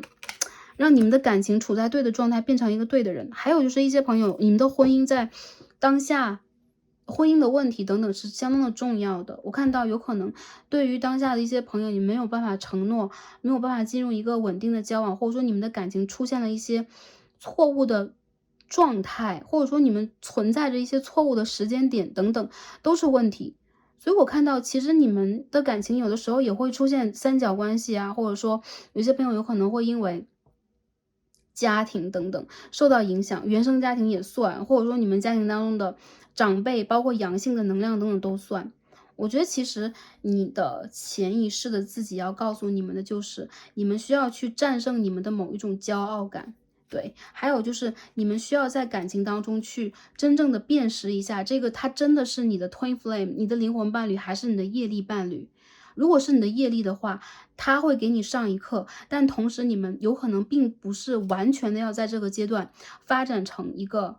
良性关系。很多关系我觉得是 toxic， 有些朋友你们需要去斩断一些 toxic 的关系，好吗？还有一些朋友我觉得你们需要去安抚你们内心小孩，你们内心小孩不管是阴性能量还是阳性能量，目前处在一种并不平稳的状态，有点受损。但是你们可以通过某一种方式来进行修复，你们需要给自己一份礼物，你们就是宇宙的礼物，宇宙也会在未来给你们一份礼物啊。在你们完成了这一次挑战之前，你们会得到一个通关礼物，这个礼物会帮助你们去完成当下的某一次决定。我觉得有可能是你的 spirit guide， 你周围的指导灵在给你的礼物，你的祖先给你的礼物，或者你的智慧在给你的礼物，好吗？我看到其实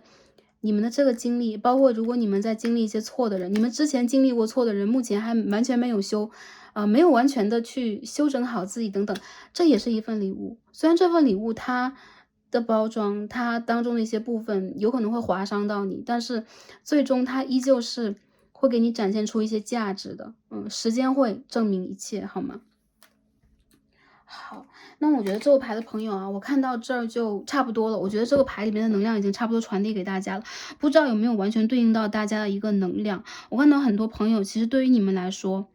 你们是对自己和你们的生活，包括你们的情感、物质等等都要求非常高的人，因为你们是值得的，你们也曾经拥有过。但很多时候对于你们来讲啊，你们的追求等等，在某一个阶段，它会把你们引向一些误区啊，这个误区是需要让你们去拨云见日去得到真实答案的。所以说我们看的是隐士牌，但是，sorry，但我觉得一些朋友，其实你们在当下没有走在错的路上，你们正在让自己啊，从错的一些选项，或者说一些困难的局面当中突破。而真正突破过去的话，你们将会升级，你们的人生也会升级，你们的灵魂也会升级，你们将会达标，并且你们在感情当中也会得到真实的、让你们满意的答案，好吗？一些朋友有可能这个答案也关于你们的婚姻，或当下你们所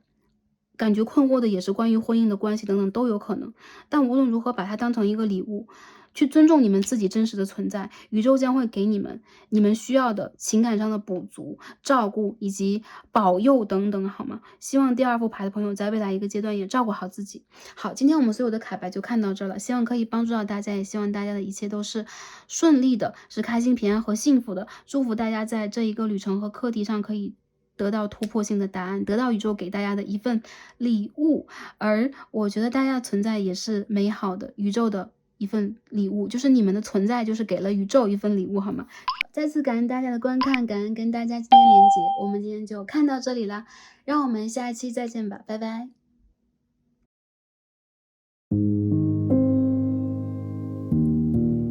选到第三副左牌，参照为蓝色的爱心型天然石的朋友们，好可爱的形状，让我们一起来开始今天的抽牌。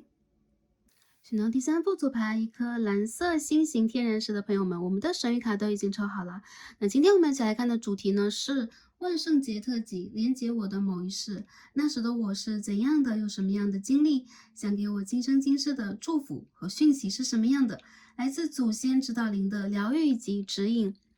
那这一期主题呢，我们会帮大家来看一下啊，在某一世的你，想要给当下的你什么样的讯息？在我们的灵性世界当中，我们会经常提到轮回转世啊，你的某生某世等等。今天我们就会打开这个3D 世界的限制，打开这个时间的限制，来看一下之前你曾经经历过的人事，你曾经经历过的电影桥段等等啊，这当中的这个主角，你要给当下的我们什么样的讯息？有可能在之前的占卜当中，我们会帮大家看前世啊，或者说看一下一些感情方面连接的问题。那在今天的占卜当中，我们会单纯的帮大家去进行一个讯息的传递，来看一下，有可能是通过高我，有可能是通过我们的阿卡西或阿赖耶识，我们要看一下我们可以在当下取得什么样的讯息？这个讯息有可能是关乎我们当下的生活、情感、事业、金钱等等，在卡牌当中有所体现的话 ，Star C 就会传递给大家，希望可以帮助到前来这一副组牌的朋友们啊，第三副的朋友们。OK，那选到第三副的朋友啊，首先我们一起来看一下指引牌啊，大家选到了蓝色的水晶石啊，爱心形状，给我们什么样的讯息？有什么样的能量啊？这个 Oracle 给我们什么？The Arts，OK，第三副牌的朋友啊，艺术家，你们在这一世啊要传递讯息的时候，你们是一个艺术家，很明显的，我们可以看到这当中会有乐器啊，很多朋友我觉得你们在因为天赋这件事情啊，它其实是灵性的一部分。那很多朋友，如果你们之前是艺术家的话，你们必然会遗留下一些天赋。所以热爱艺术的朋友，比如说对于乐器呀，有可能对于音乐呀，对于绘画、对于文学等等等等吧，不管是哪一个领域，只要是你有艺术天分的朋友，这一副组牌是给你们的。我看到其实你们是一个很热爱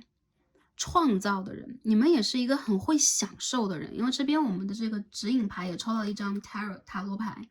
这是一张 Knight of Pentacles 金币的9号。很多朋友我感觉到你们是这种在生活里边相对不管你们处在一个什么样的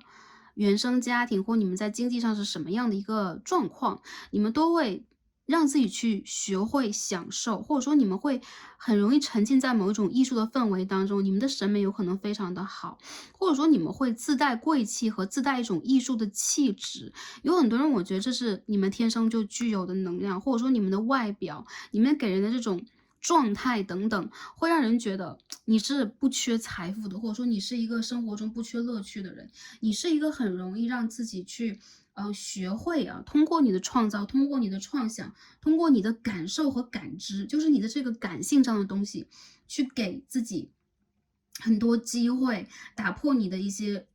局限等等。很多人我觉得其实你们是很有魅力的人，不管是在外表上，我们也刚刚也说气质上，或者你审美上等等。还有一些朋友，我觉得你有可能会天生的啊，就是自带一种光环，比如说偶像的光环，比如说明星的光环等等。甚至有些朋友，你们本身就是从事艺术工作呀，或者说你们会让人觉得你们是很适合从事这个领域的，或者说你们在这个方面是人才，或者说你是很有天赋的某一种真正的诗人，真正的音乐家，真正的画家等等。我看到很多朋友，其实你们在这一世当中，其实也是比较容易让自己去追求财富的。那在上一世当中，我感觉到你们其实有可能会通过你们的创造，通过你们的艺术去取得地位，取得别人的欣赏，取得异性缘，取得财富的收获等等。那有可能在那一世当中，很多你的经历也会帮你去打开你的某一种感受力。你这种感受力啊，因为这边 Nine of Pentacles 金币的9号这张牌很神奇，它上面有九支武器或9把宝剑，也就是说，其实每一个盾牌后面都有一把矛。矛和盾在一起，它是一个完整的 set， 也就是说是一个完整的组合。很多朋友，我觉得其实你们是很与众不同的人，还有就是你会具有一个完整的 package， 你是一个完整的个体，所以其实呢，你们有可能在生活里边很容易就是自得其乐，然后你们有可能会是一个吟游诗人呐、你有可能是一个演员。你有可能是一个音乐家等等，你容易让自己产生这一种，美丽的或吸引人的氛围。这种氛围其实会给人一种，甚至是被迷惑的感觉。但很多朋友，我觉得啊，其实艺术本身这件事情就具有迷惑性，而这种迷惑其实本身也是一种美好的能力。因此，我看到其实你们身上会有这种聚集财富和吸引财富的能力。而在上一世当中，你们有可能很想传递给当下的你很多关于你的天赋、你的造诣方面的一些信号，来帮助你去打开你对自己认识的某一层局限，或者说很希望去帮助你啊取得这种自信，或者说一种自我确立的感觉。好，我们抽牌一起来看一下。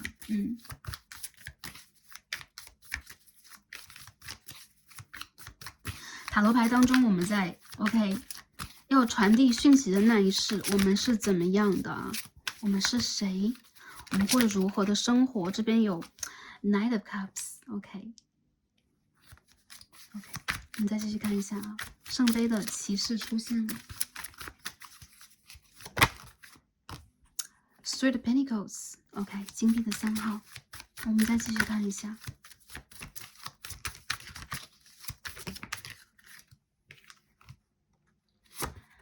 Nine of Pentacles， 一样的啊，金币的9号。我们再继续看一下这个 story， 这个故事是什么样的。Nine of Wands， 权杖的9号。King of Wands，OK，我们再看一下这张牌飞出来是什么？看一下。掉出来太多张了，我们再重新抽一下。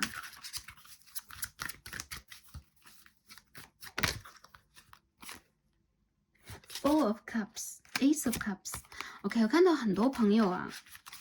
你们在上一世sorry， 你们在这一世当中啊，要传递讯息的这一世啊，某生某世，你曾经是谁？你曾经是一个会点石成金的人，会变废为宝的人。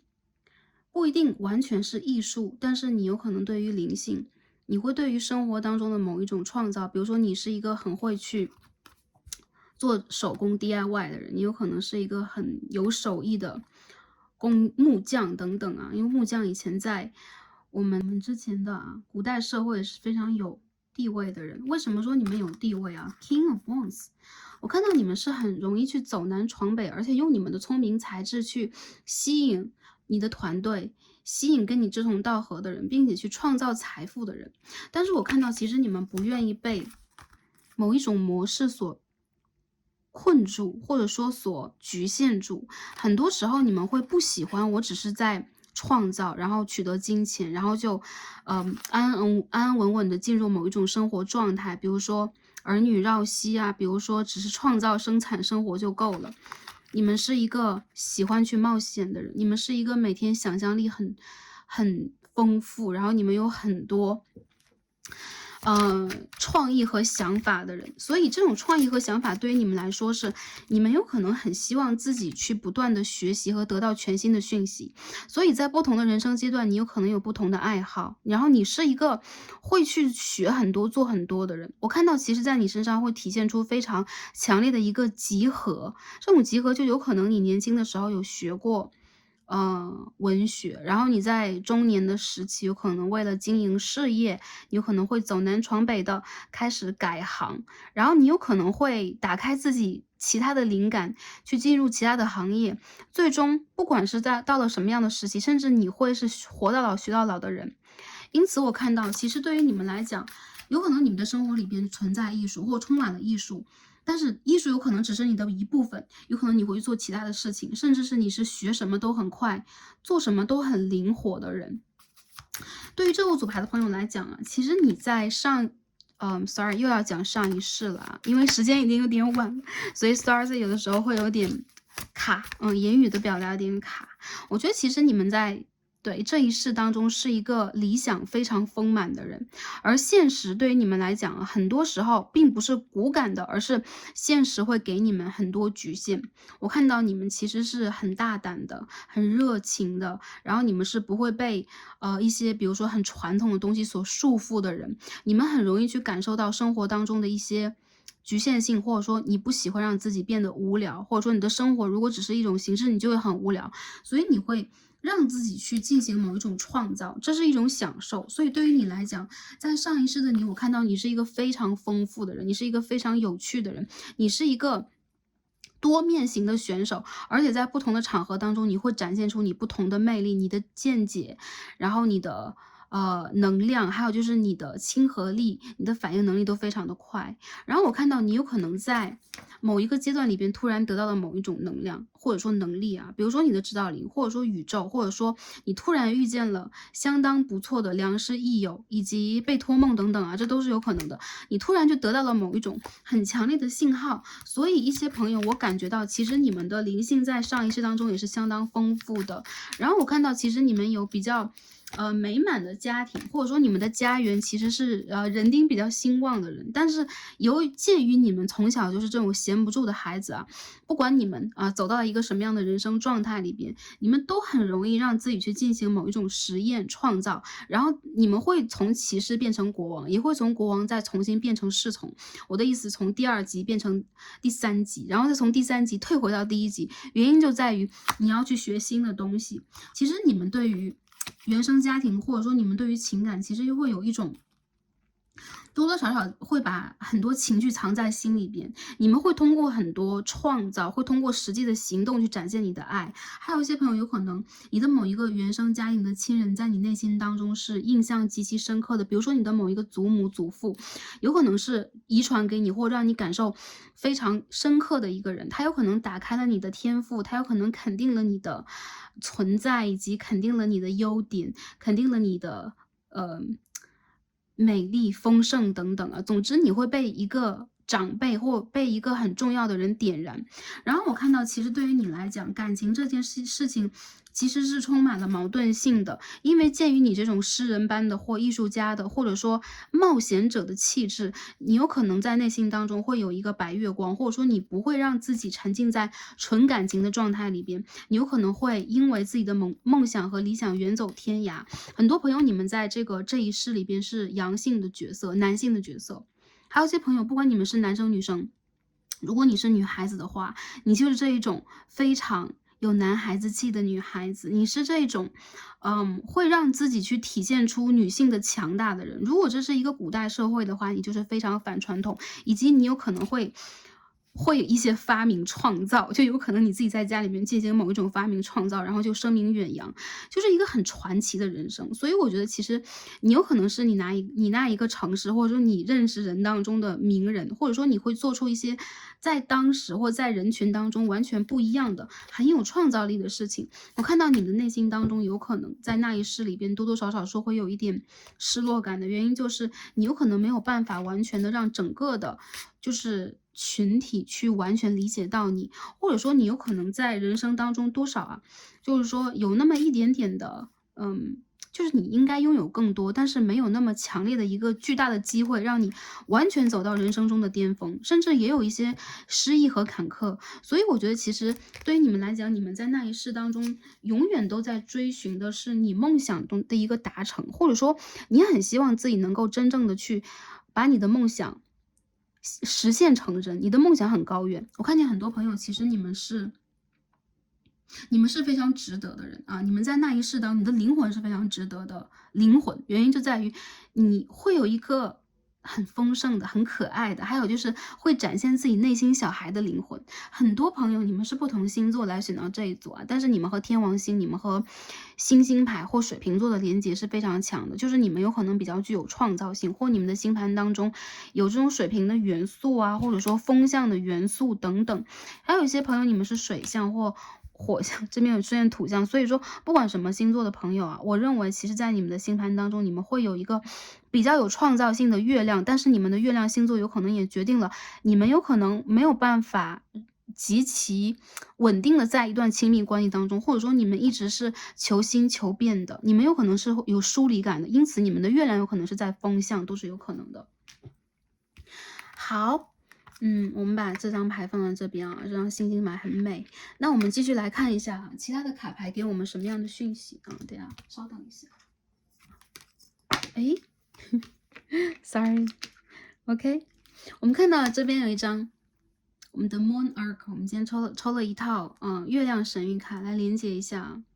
通过这个阴性能量，我们今天抽到一张大牌这是一张赫拉女神就是宙斯的妻子，这是一个月亮在巨蟹，是一个入庙的宫位，而且这个月亮大家可以看到是一轮红月。你们是能量非常强的人，而且你们有可能有非常强烈的这种掌控欲望，或者说不安全感，或者说情感当中的嫉妒心理等等。因为天后赫拉其实是一个会呼风唤雨的女神，她成为宙斯妻子之后呢，又不得不因为宙斯的花心而去进行一些报复，要运用自己的能量催化一些事件，甚至是破坏性事件的产生。所以我觉得很多朋友其实你们在情感当中跟你们的就是灵魂你们的灵魂上，你们的情感和你们的这个人生当中的一些经历都是非常不同的，就是很背道而驰的。情感里你非常的放不开，情感里边其实你非常的容易去感受到一种逃避感、失落感、孤单感等等就在这一世里边。但是你有可能在生活里边又会有很强烈的能量、热情、能力等等，所以其实你是一个多面体，你是一个会矛盾的人你也是一个普通人，所以我觉得其实你们是很丰满的人。还有就是你内心当中确实在情感当中有一些多多少少就是你爱的人有可能那个时候没有办法回来爱你，或者说给你回馈，而在你不想爱的时候，有可能对方要追着你跑，就是你在感情里面有可能会经历一些层层叠叠的抓马，但这些抓马其实也是因为你是一个非常有吸引力和创造能力的人，所以你会去吸引到蛮多的异性，然后你的感情经历我觉得那一世也是比较丰富的好，那下面呢我们一起来看一下要传递什么讯息给我们啊？那一世的我们，对。首先这边出现了一张 Queen of Wands 啊，权杖的皇后，这边权杖国王、权杖皇后啊 ，OK。我们来继续看一下。OK， 这是一张 Temperance 节制牌。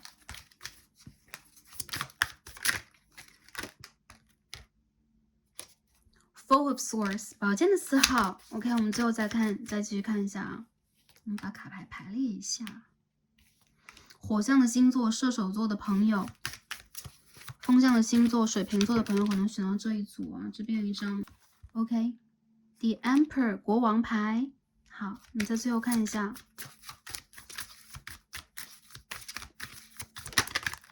信息是什么样的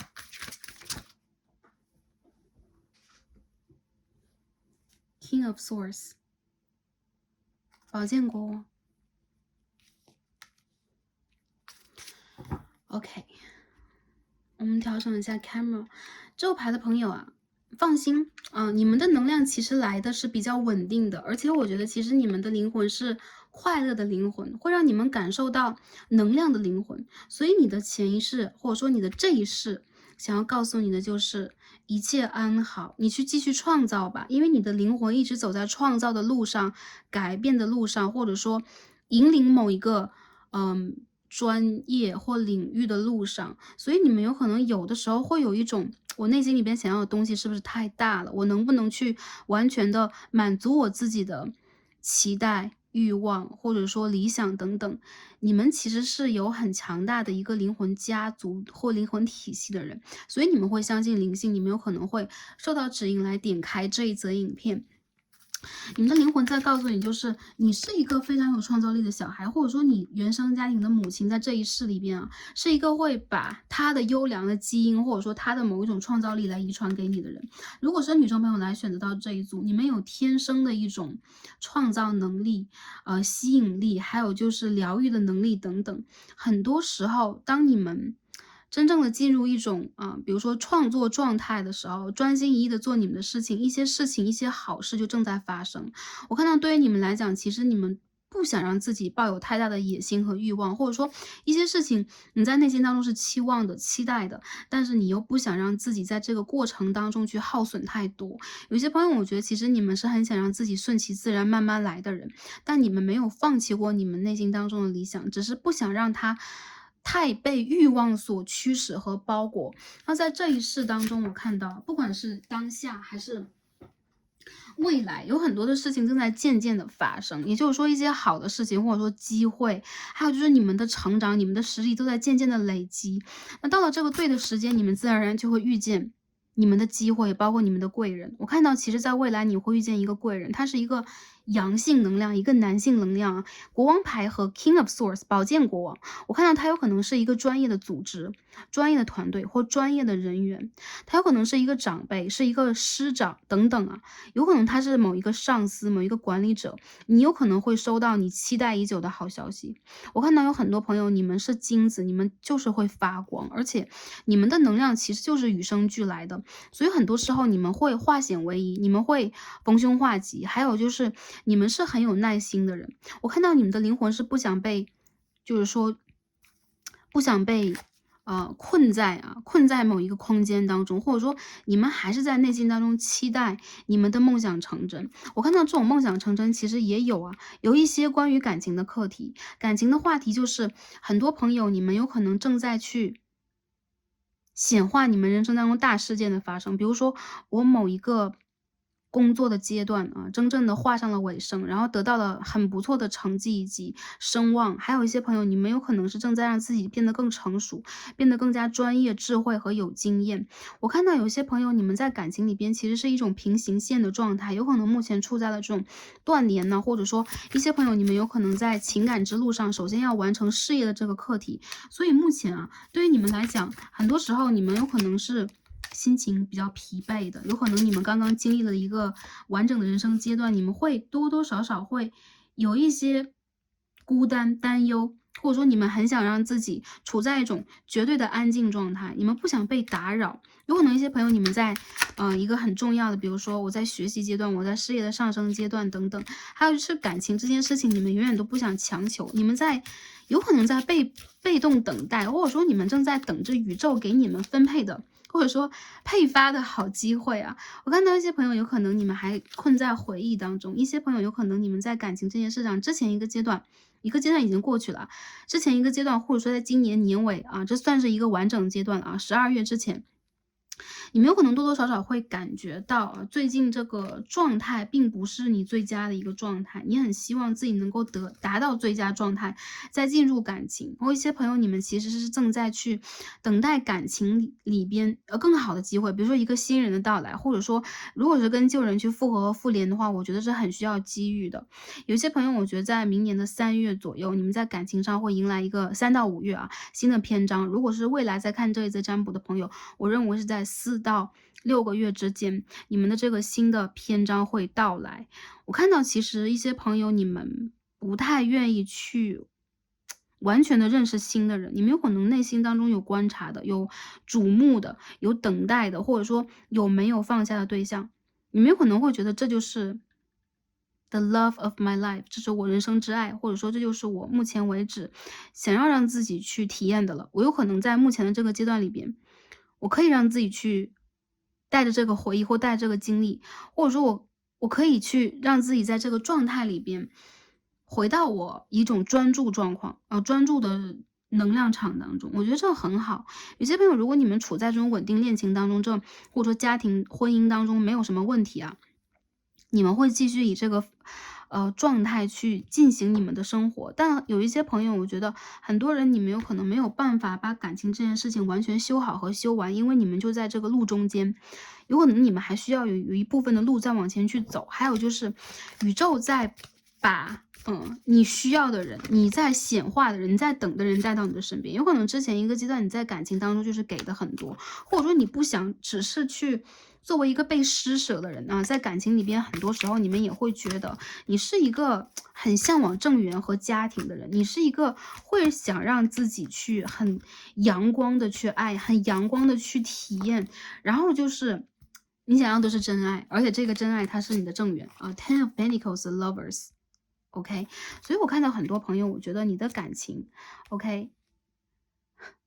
我出现了一对 couple 啊，这是一个小男孩和小女孩啊，Page of Cups and Page of Pentacles，也就是说，你的正缘让我感觉到啊，他和你相辅相成，你们两个人都有自己的专业的领域，但你们有可能不是一个领域的人。还有就是，你们有可能在当下处在了同样的人生阶段，比如说突破事业的阶段、学习的阶段、改变的阶段，还有就是积攒金钱和财富的阶段。我觉得其实很多人，你们的心里边应该是有所属啊。一部分的朋友是有家庭，如果是有家庭的话很不错，或者说稳定的恋情啊。我看到你当下恋情应该是一个正缘状态，或者说你们在往正缘去经营这个感情，这是非常不错的一个良性状态。所以我们就不用去多说和多分析。但如果你们现在是在断联、分手，或者说单身状况的一些朋友的话，不要担心，你会有稳定的感情，这个感情是为你而来的。但首先你有可能也是一样啊，需要在这个阶段里边再去专注一点。我觉得其实今天的每一副卡牌都会有一个能量，就是需要我们专注，需要我们专注在当下，或者说给宇宙和我们自己一点时间。但我觉得其实这副牌会有更美的一个意境，就是你们的灵魂在告诉你们，你们是非常美好的。还有就是你的灵魂的初衷在每一世都没有改变过，就是你一直在去延续着某一种创造力，你一直在去创造，因为你的能量非常的强大，所以你有可能累生累世的都在做同样的一门工作，你有可能有同样的爱好以及同样的天赋，还有就是你的创造力是无限的，所以在每一世里边你都会在更高一层楼、更高一层楼再走。随着这个时间的变化，随着我们的世代正在往前去推移，其实你们在这一世会把你的某一种专业啊，你的某一个就是你的某一个事业吧，也可以说这是你的某一种能量推到一个高潮。所以我看到其实这副牌的朋友，你们多数是这种事业场上的强人，或者是女强人，或者说你们是领导者，你们有可能是一个比如说你们是很不错的学生，你们有可能是很不错的教师，你们有可能是很不错的医研究室，你们有可能会有不错的这个事业发展的机会，比如说在文学上，在创造上，或者说你们是一个领导者，那你们的企划案有可能会越做越好，会成为比如说大家眼中非常炙手可热的啊，明星式的这个人物等等。我看到其实你们在未来已经制定好了属于你们的计划，而且你们知道你们应该往哪里去走。然后很多朋友，我觉得对于你们来讲，在今年的10月到明年的3月这半年，就是一个突破你们自己的时期，而且宇宙在给你们非常强大的一些机会，去专注在你们的旅途当中，去疗愈你们自己。我看到你们在一条新的路上，就你们会有全新的机会，比如说你们在事业上会有一些改变，会有转折，会有转换，或者在物理的环境上，你们会搬家，会选择新的国度、新的城市，还有就是情感上，有可能当下你们需要。哎呀，Three of Swords，你们需要带着自己的这份爱，就是对待人生的，对待这次旅行的，也是对待这个对象某一任对象的这种爱，你要往前去走，宇宙会帮你突破你当下的一种孤单，或者说心碎或焦虑的一个局面。你们需要让自己真正的从你的家走出去，踏上你的旅程，或者说让你的心回家。我觉得这两个都不矛盾。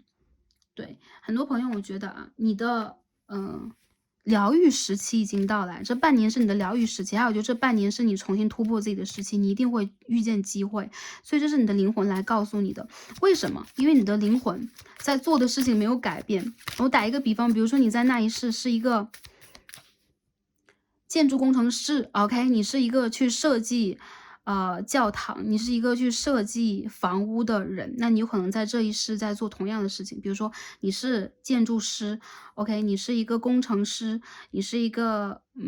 也有可能你会变成一个网络上的 engineer 啊，就无论怎么样，你有可能在不停的让自己升级去做一样的事情，去比如说如果以前是技术的话，你现在也在通过技术；如果以前是艺术的话，你现在在去延续艺术。你的每一世都是你灵魂的延续，都是你高我的一种体现。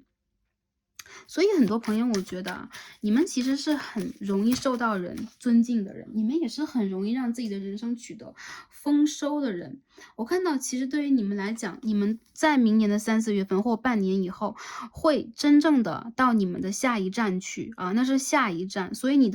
如说你的灵魂里的母亲，你的某一个祖先，你的家人啊，或者说你的指导灵正在那个地方等待你，正在期待你，或正在去陪伴你往前走。正在去帮助你去突破，或者说吸引你去往前走，所以你的路还很长很长，而且是很美好的。我觉得这是一条荣誉之路，也是一条回家之路，也是一条显化之路。总之，无论如何，对于很多朋友来讲，我看到只有在这条路上，你才能碰见你的。比如说灵魂伴侣，才能重新遇见他，或者说只有在这条路上，你才能够让自己成长，才能够在下一个站点重新跟这个人相遇。我觉得很多朋友你们在选的这个伴侣就是分开旅行的伴侣啊，但是你们的心中所爱，或者说如果你们现在在成家立业，或者说你们现在已经有稳定的交往对象，或者说某一个暧昧对象，你是一个很喜欢的人等等啊，我看到其实你们两个人在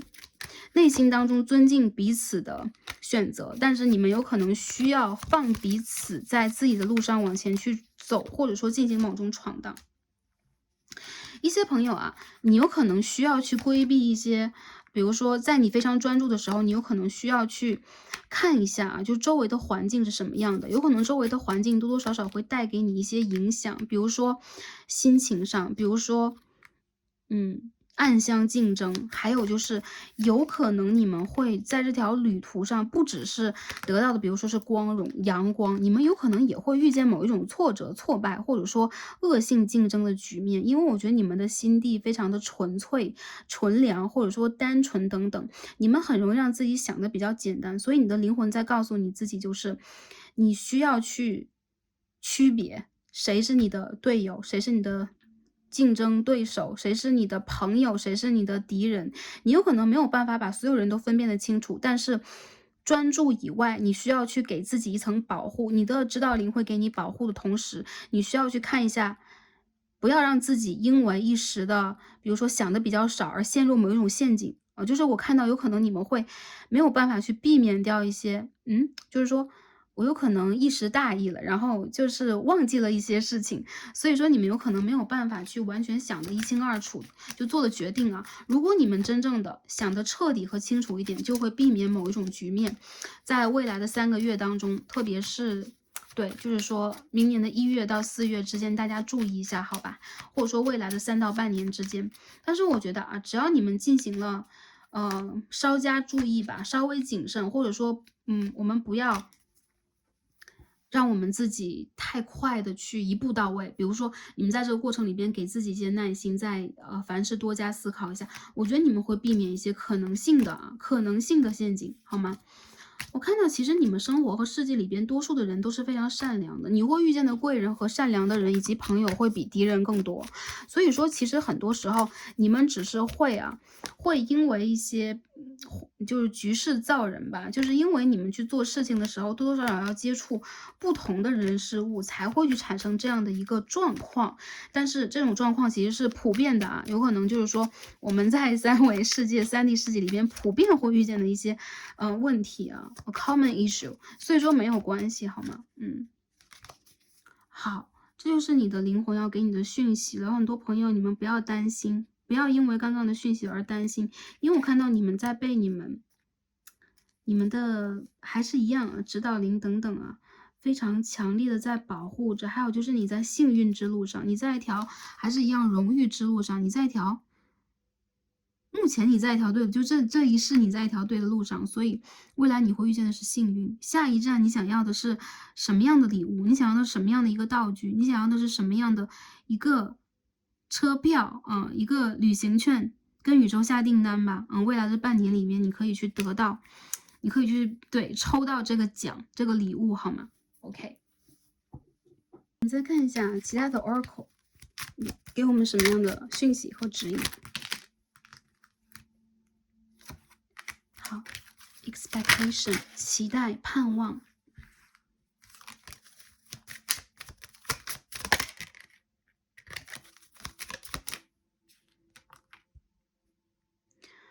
Okay, toil and labor.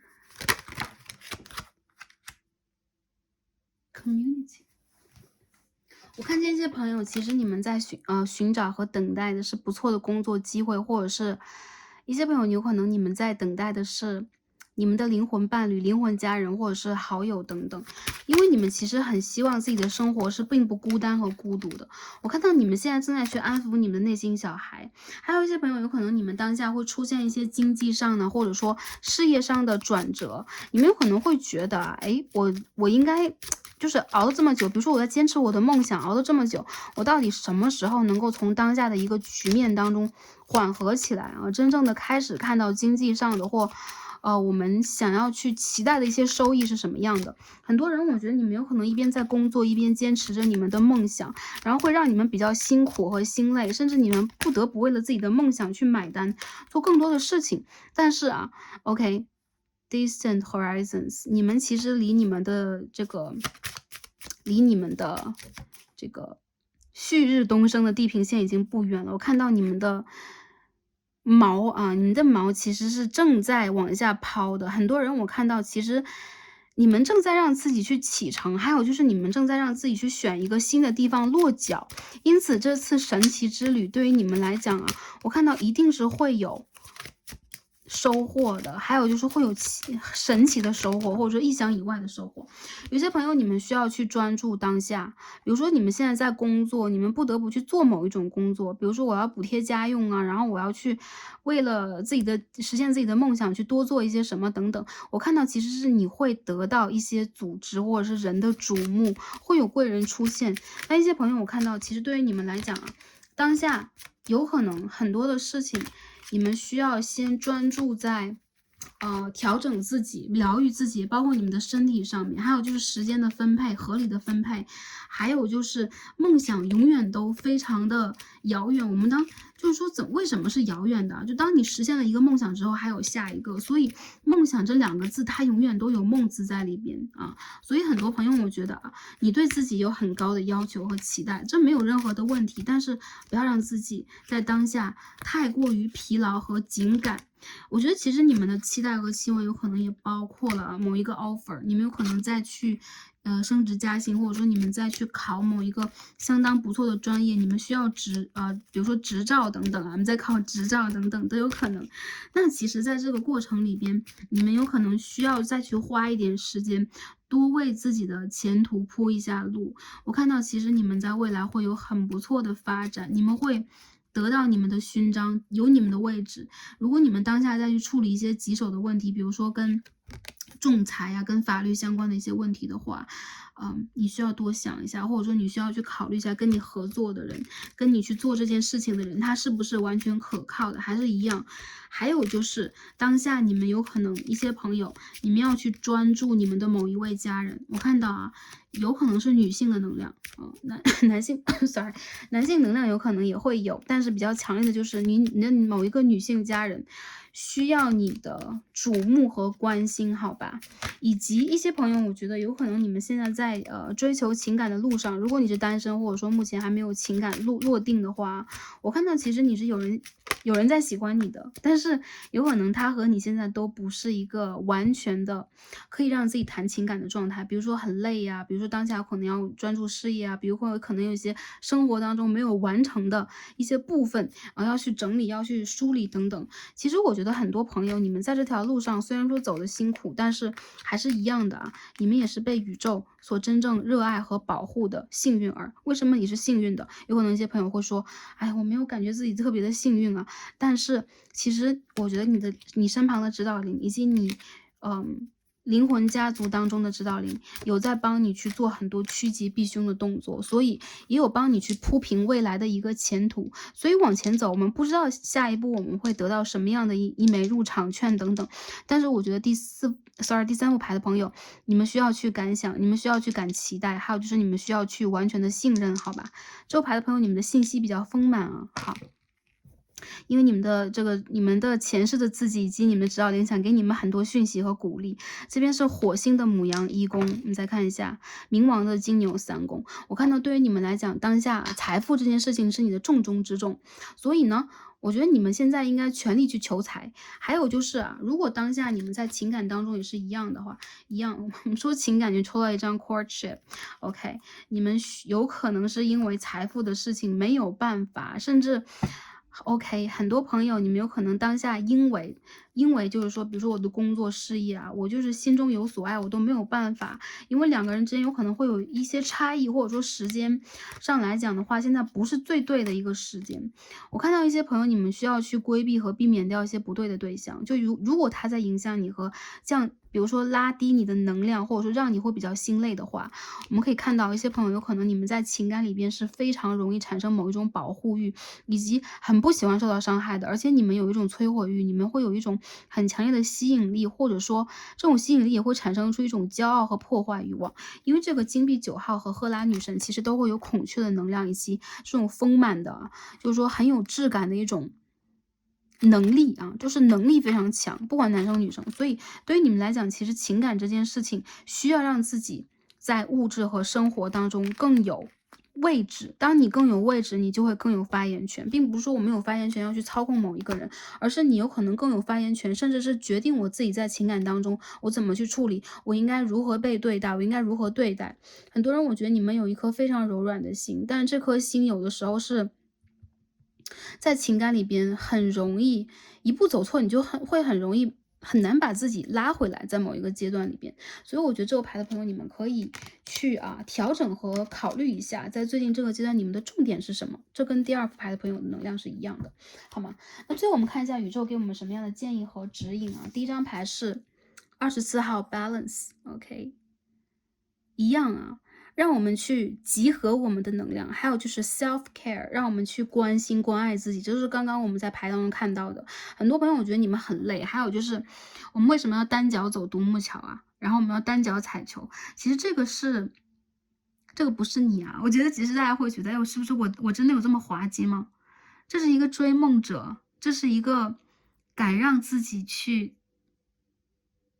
尝试不一样路径的人。然后你们当下我觉得是因为还没有找到你的重心点，还有就是你有可能在过一个独木桥，你觉得自己啊，我在过一个独木桥，当下有可能只有这一条路走，你需要集中你的能量，调整你身体的重心，还是一样集中在最重要的事情上，先把这一关过了。很多朋友，我觉得你需要去关注你自己当下，如果你自己的精力和状态无法集中的话，你很难去突破这个状况，那你有可能就会处在一种被卡住，就你和你的资源，你和你的比如说下一站的幸福，或者说这个对的人，中间还卡着一关，就是当下。这个牌和宝剑4号有很强烈的一个共振的感觉啊，就是能量很相似。就是说，现在你需要，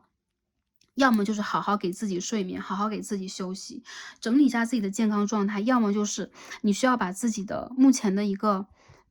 能量集中在一个点上，而不是分散它。第二个是 closure，很多人我觉得啊，我们可以看到一个时空的大门，然后这是一个结束。很多朋友，我觉得你们在这一世里边会完成你的某一个使命和任务，比如说你生生世世的，你都在做这件事情，我觉得你们会完成。所以这一世里边，你所体现出来是为什么是金币的9号？你已经有了资源，你已经有了基本的能力，或者说你已经有了你的天赋。或者说你的原生家庭已经给了你一个积累，一个底，那在这一世里边，有可能你已经用了这些福报和用了这些能量去完成一些什么。有很多朋友，我看到啊，这2张牌有没有很连接感？就是你再往前去走，你再去调整你自己之后，你的一个状态点是什么样的？你将会真正的越过这个时空的大门，到你的下一个阶段，或者说你会完成你的这一次使命。你的灵魂给你的使命，在非常年轻，或者说你人生的某一个阶段就完成它了。原因在于什么？因为其实你们是很有智慧的这个灵魂，还有就是你的灵魂在延续着某一个任务啊，这个任务的达成已经马上就要在地平线以上了，有可能最后的我们说啊，取经要998难，最后这一难让我们最累，而我觉得你们就在这最累的一个状况。我们不能说再坚持一下，但我觉得你们知道让自己怎么去做，或者说怎么去，嗯，度过这个考验阶段，好吗？我看到其实你们会有灵魂的一片岛屿，就是你的救赎，有可能它是艺术，有可能是某一种，你会有一种很独特的方法去调整你的压力，或者说去疗愈你自己啊，善用它。但很多朋友，我觉得这种方式应该是，正向循环的方式，比如说真正的去调节我们的身体，而不是用一些，比如说，耗损我们能量啊，或者说沉迷某一件事情的方式，好吧？好，那这边的牌我们忘了去解读啊，理解者、李开霞，被尊敬的人，这边有蝴蝶的能量。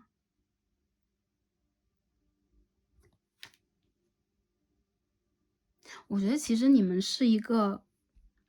灵魂上有地位的人，或者说你们在上一世当中有了自己的地位，因为这边毕竟我们出现了权杖的国王，还有一些朋友，我觉得你们不太愿意让自己拘泥在一样的形式当中，所以你会去理解不一样的人，你会去尊重不一样的人，你是一个会去穿针引线的啊，你会真正完成一个很完整的结，就比如说一个链条，你会去完成它，还有就是你会成为这当中非常重要的一环。所以一环扣一环，就像你的 DNA 一样啊，一环扣一环，到最后你想要达到的是什么